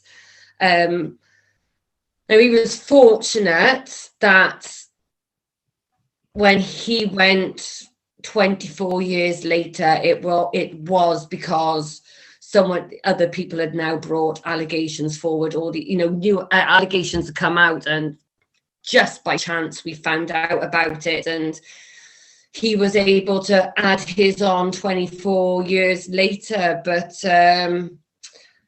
okay, yes, I know who it is now, but I don't know. I don't ever want to discourage somebody from, if you feel that you wish you had gone to the police, but then I don't want to encourage that only for someone to end up feeling worse because they did that and don't get a positive result. The first thing I think on that. Well, the first thing, when she said about compliments and things, another reason that a lot of survivors of grooming don't like compliments and criticism is the first part of grooming, you are over complimented. So they tell you you're beautiful and you're loved, and it's complete, like, obsessive over complimenting. And then the bad bit comes. So in our brains, we think, well, if you compliment me or you're nice to me, something bad's going to happen. And although over the years, you start to realise, hang on a minute, that's not the case with most people. But if you compliment me, there's something happen, and it's just embedded there. As far as the police goes and going to reporting, I believe that regardless of what protocols are in place, if you feel the need and you feel that you would be at peace with yourself and your trauma because the perpetrator isn't around anymore to go and make a statement, I would encourage anybody to, whether the perpetrator's alive or not. No, this is two different people. So I Okay. think two different people. Or was it? Oh, hang on. I'm not sure if that's no. So Daisy's groomer died. I'm not sure if Lisa's is alive or not, only that she said she hates that she's not gone to the police. The thing is, Okay. people. So from what I can see from your comments, it looks like it's a family member. So therefore, If she wants to contact me privately and discuss the whole case, I've done loads of work against CPS. I've written where girls have gone and they haven't been believed because of their behavior and stuff like that. it's not. It's fear of hurting other family members. It's the fear of, the reason she's not disclosed or gone to, is the fear of hurting Yeah, the family And members that's a who are massive- not That's involved. another massive issue, isn't thing. it? that's a huge, Yeah. huge thing. Yeah. Can I just say Yeah. something? No, it is definitely. Go Go on, on, Alan. Alan. When you're a child, and I said it on Sean Atwood podcast, when your innocence is taken, it's gone forever. Exactly. And you made a point there, Dale, about, see, the police came back to me now. London was my baby and my life was shit for 25 years. And I was like a very, very, very lost soul in the wilderness, did things wrong, went out completely out of control. My mindset was all over the place. And, you know, I lived with it. I had nightmares when I married my wife, and she used to calm me down in my 30s. And then in my 60s, the police have come back to me to interview me and said, your name has been given to the police about Beecham. Can we interview you? 3 occasions, they got me to name 7 perpetrators of abuse to me in Beecham. And out of the 7 people, okay, 5 of them are deceased, but 2 of them are still alive. And what I didn't understand was that they didn't even go and interview the 2 people that are still alive to this day. Now, to me, I was not so much a victim, I was an innocent child placed in harm's way, and the duty of care that was supposed to have given to me was fundamentally taken away from me.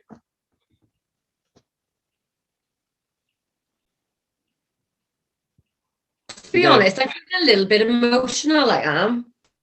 Why? Just, it breaks my heart. It just breaks my heart. And I'm seeing Lisa here, like, sorry. Don't get me started, Christ. Don't. Very started.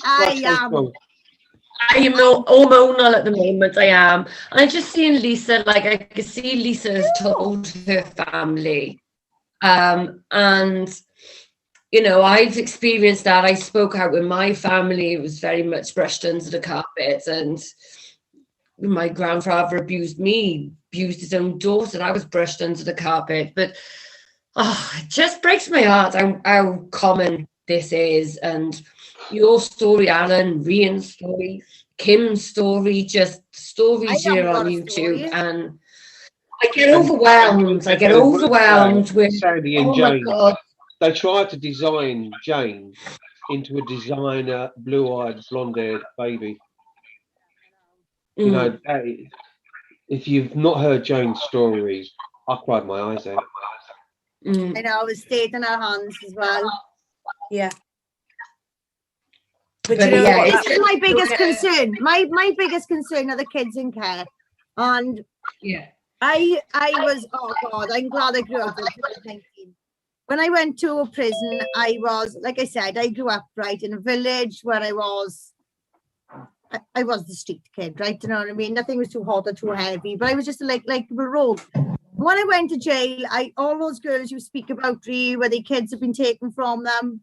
When I first went there, right, there was girls there, they had hardly a tuft in their head, they were full on heroin addicts. I was quite old. I was 18. I was on the youth offenders wing, which made me old. The rest were 15 to 17 years old. They were all on remand. I was sentenced. So there was a big difference there because that was the closest prison to Wales. There was girls there, they were cutting their arms all the time. And to be honest with you, it got on my nerves. It really got on my nerves. I would even say things like, 'cause as far as I was concerned, they were infringing on my time. I was being locked up and they were attention seekers. I even joked about if they bought fags back in the day, were only a couple of quid. And then I used to joke about our pack of fags would cost them 40 quid with a barcode of scars on their arms. Then I remember one said to me in association, "Oh, have you got any kids?" And I remember snapping and saying, "Do you think I'd be here? Do you think I'd be here if I had kids?" But as the weeks went on, I could see, do you know what I mean? I could see that was pain. That was suffering, right? And the extent the police went through to get those girls in that place, right? Like I didn't grow up in a city. I didn't see stuff like that. I didn't see needles. I didn't see heroin addicts. Not at that age. Not at that age. So for me to go into prison and see all these youngsters there then, that was a massive eye-opener for me. And I left that place knowing I knew I shouldn't have been there. I knew I was different to other people. I knew I shouldn't have been there. But I left that place knowing they shouldn't have either. I mean, no one of them shouldn't have either. They shouldn't have been there either. The pain, the suffering, nobody cares about them. Nobody gives a shit about them. And I'm the first to admit how judgmental I was. When I was at the age of 18, I grew out of it by the age of 19. I'm waiting now for everyone else to grow out of it, you know what I mean? But I still see that judgment today. You see it on the streets, especially with the homeless male on the streets. I see that judgment there all the time. And nothing grips me more than when they buy a Greg's pasty just on the run up to Christmas. When you're homeless, you're embarrassed about being homeless. You don't want cameras flashing in your face. You hide it. Do you know what I mean? And the same thing happens with these kids. They hide what goes on. So what I was experiencing in jail wasn't attention seekers at all. You know, it wasn't just kids having kids. These were babies that had physically and sexually been abused over decades and decades and decades. Their parents had them onto drugs as well, or they were running, getting drugs, this, that, and the other. There were some kids there, right, and they are the case files, and this was before the entrapment law came out. You know, the police officers, the extent they used to go to get those kids in jail was horrific. They would take a drug, I think it's called Subutex. They would take this drug to stop them getting high on heroin. They used to go shoplifting with these kids to Woolworths to pinch DVDs, right? And they would smoke heroin all day long with them, but obviously they wouldn't get addicted, they wouldn't get high off it because of that drug they used to take. That is the reality of the world. And that was in 2001. I had gone from my little village, being do you know what I mean, the village idiot then, if you like, to going into this world where I was just absolutely blown away. They were babies. Oh. They were all babies, you know, and that's where my story began. That's where it began for me. So like, I have never been sexually abused, but I've been close enough to it to feel and see the pain without people saying that it's because of me. Do you know what I mean? If it did, you know, people can't say it happened to me because it didn't happen to me, but I've seen the aftermath of it. I've judged the aftermath. Yeah, I was a child myself, but I judged that just like there's millions of other people out there still judging now. And that's what we got to do. We got to take away that stigma because it's rife. Can you see, I don't know if you can see the picture. Yeah, we can see that. Right, so hang on, let me just go back a bit. There's just better. Can you see the couple? Yeah. That Bob Smith is always doing lives, and that's his partner. I'm not actually sure if he's married to her. They've got a baby that is 24 days premature, 3 days old, and the hospital want to give it a COVID test. And Want to give it a COVID test? Yeah. What the They hell? refused, under consent, to have COVID tests in the hospital because they wanted to see their baby, and they said to him, "No, we don't consent." And they've turned around and said, "Because you don't consent, you're classed as positive. So what happens to that baby once those parents leave the hospital? Again, this is about attachment. Even being early, even if that parent could only touch their child through a glove or see it through a box, it's crucial. And they know it's crucial. It's crucial. We're the only culture that put our children down.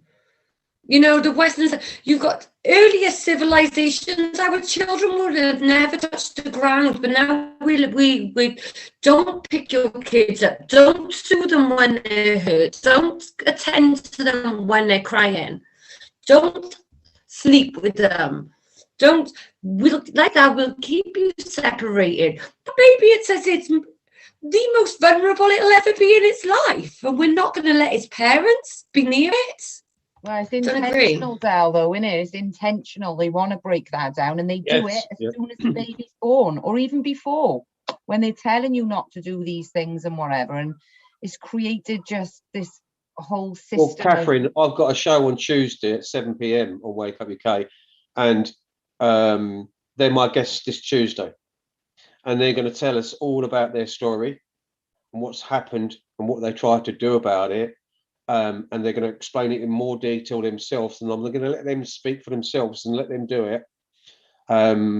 But I just find that horrific. World that we live in today.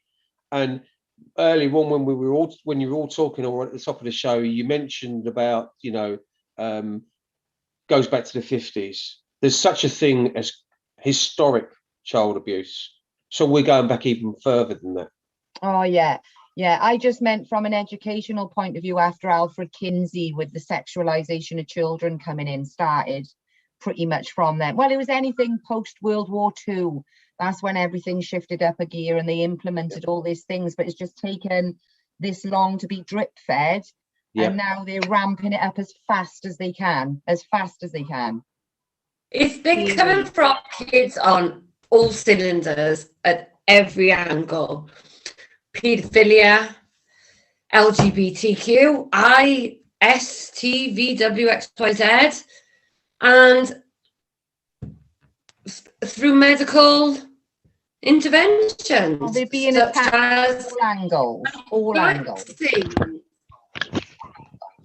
I've seen a post today of somebody posting about chickenpox and how the only way to resolve this is to get the chickenpox vaccine, which actually isn't in the UK yet. It's not. It's only in America. But when I looked at the you can buy a chickenpox vaccine from Boots.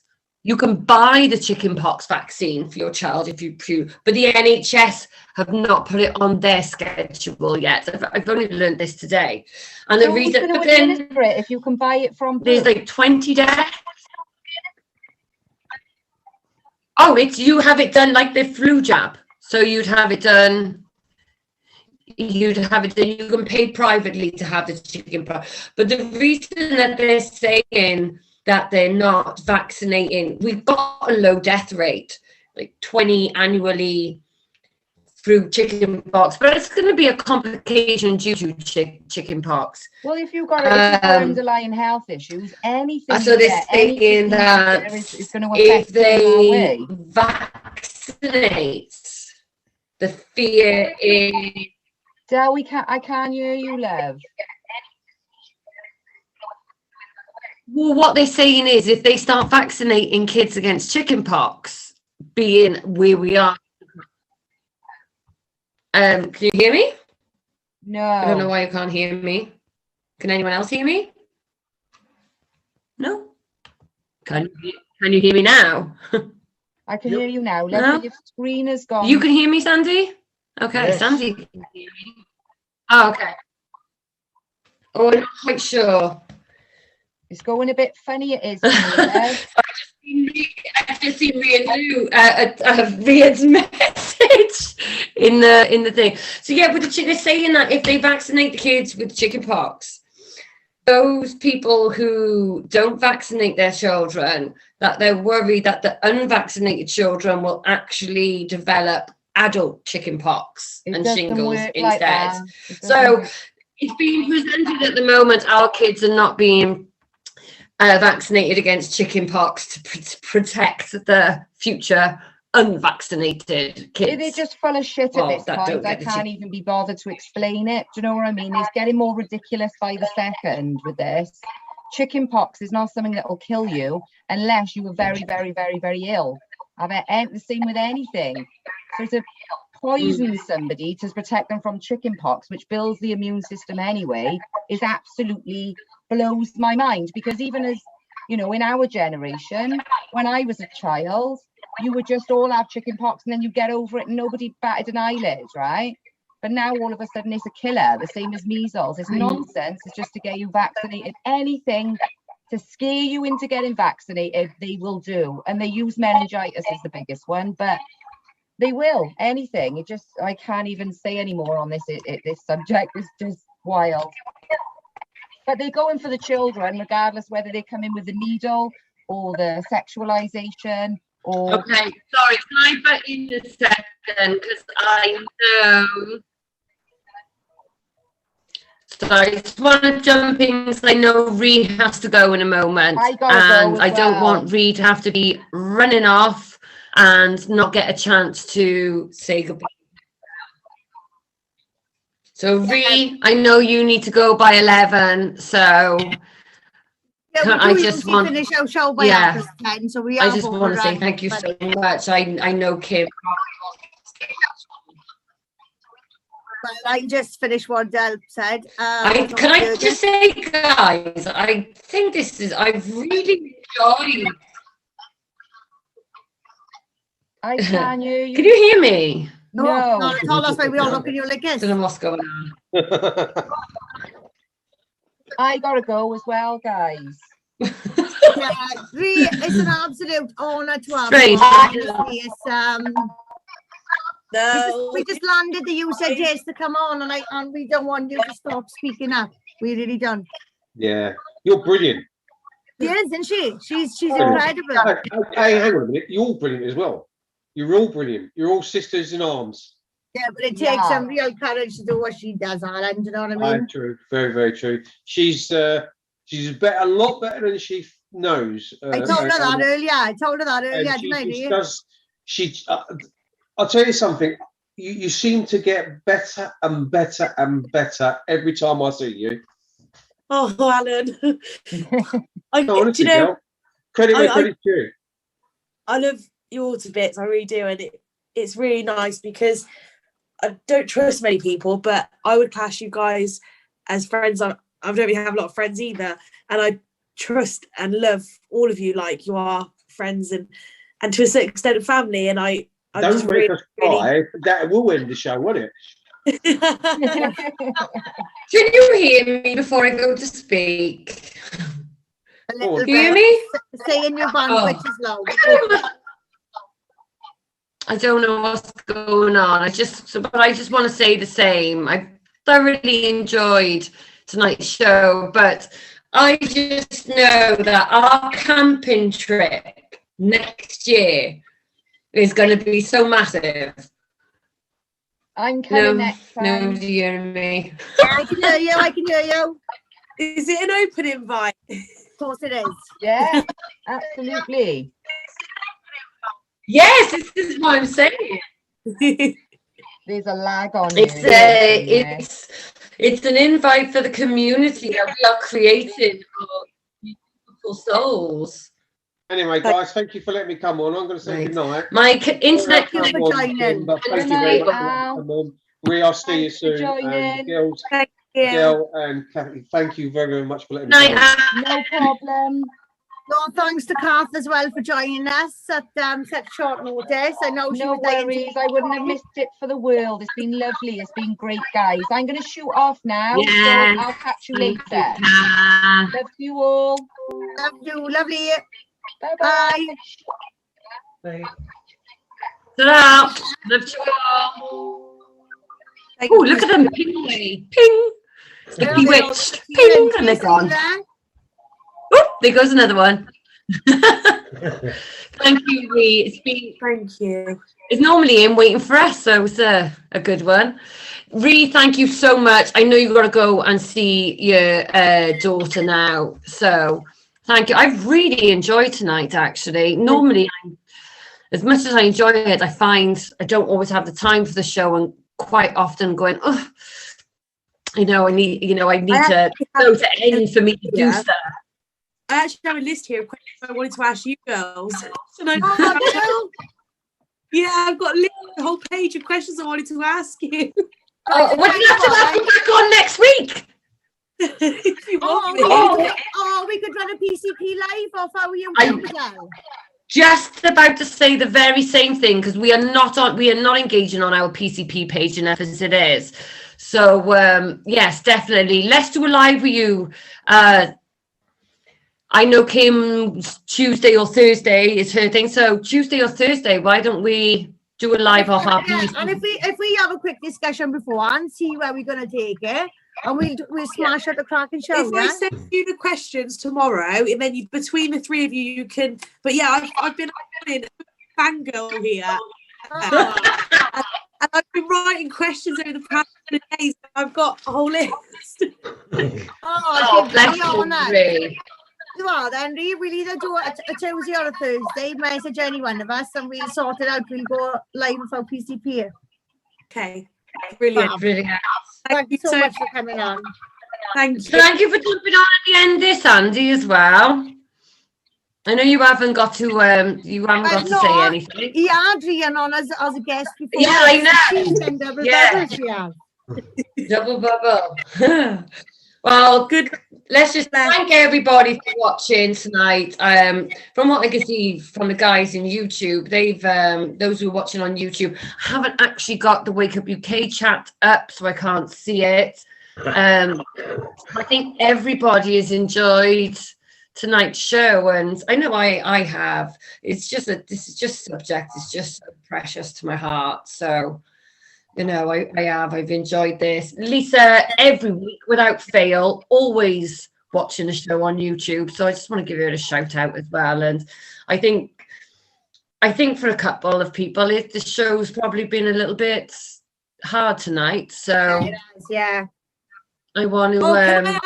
You could share the petition to make it criminal for children their systems be prosecuted. Of course, anything you want us to share, we can send it out as an email campaign to our website, and we can also share it to our page, Public Child Protection Wales. Thank you. No problem at all. No problem Thank at all. you. Yes, definitely. Definitely. And I look forward to seeing you again, which I'm sure is going to probably be a lot sooner rather than later. Yeah, 100%. Definitely. Good night, everybody. Good night, everyone. Good night, everyone. Bye. Good night. Good night, Sandy. Bye.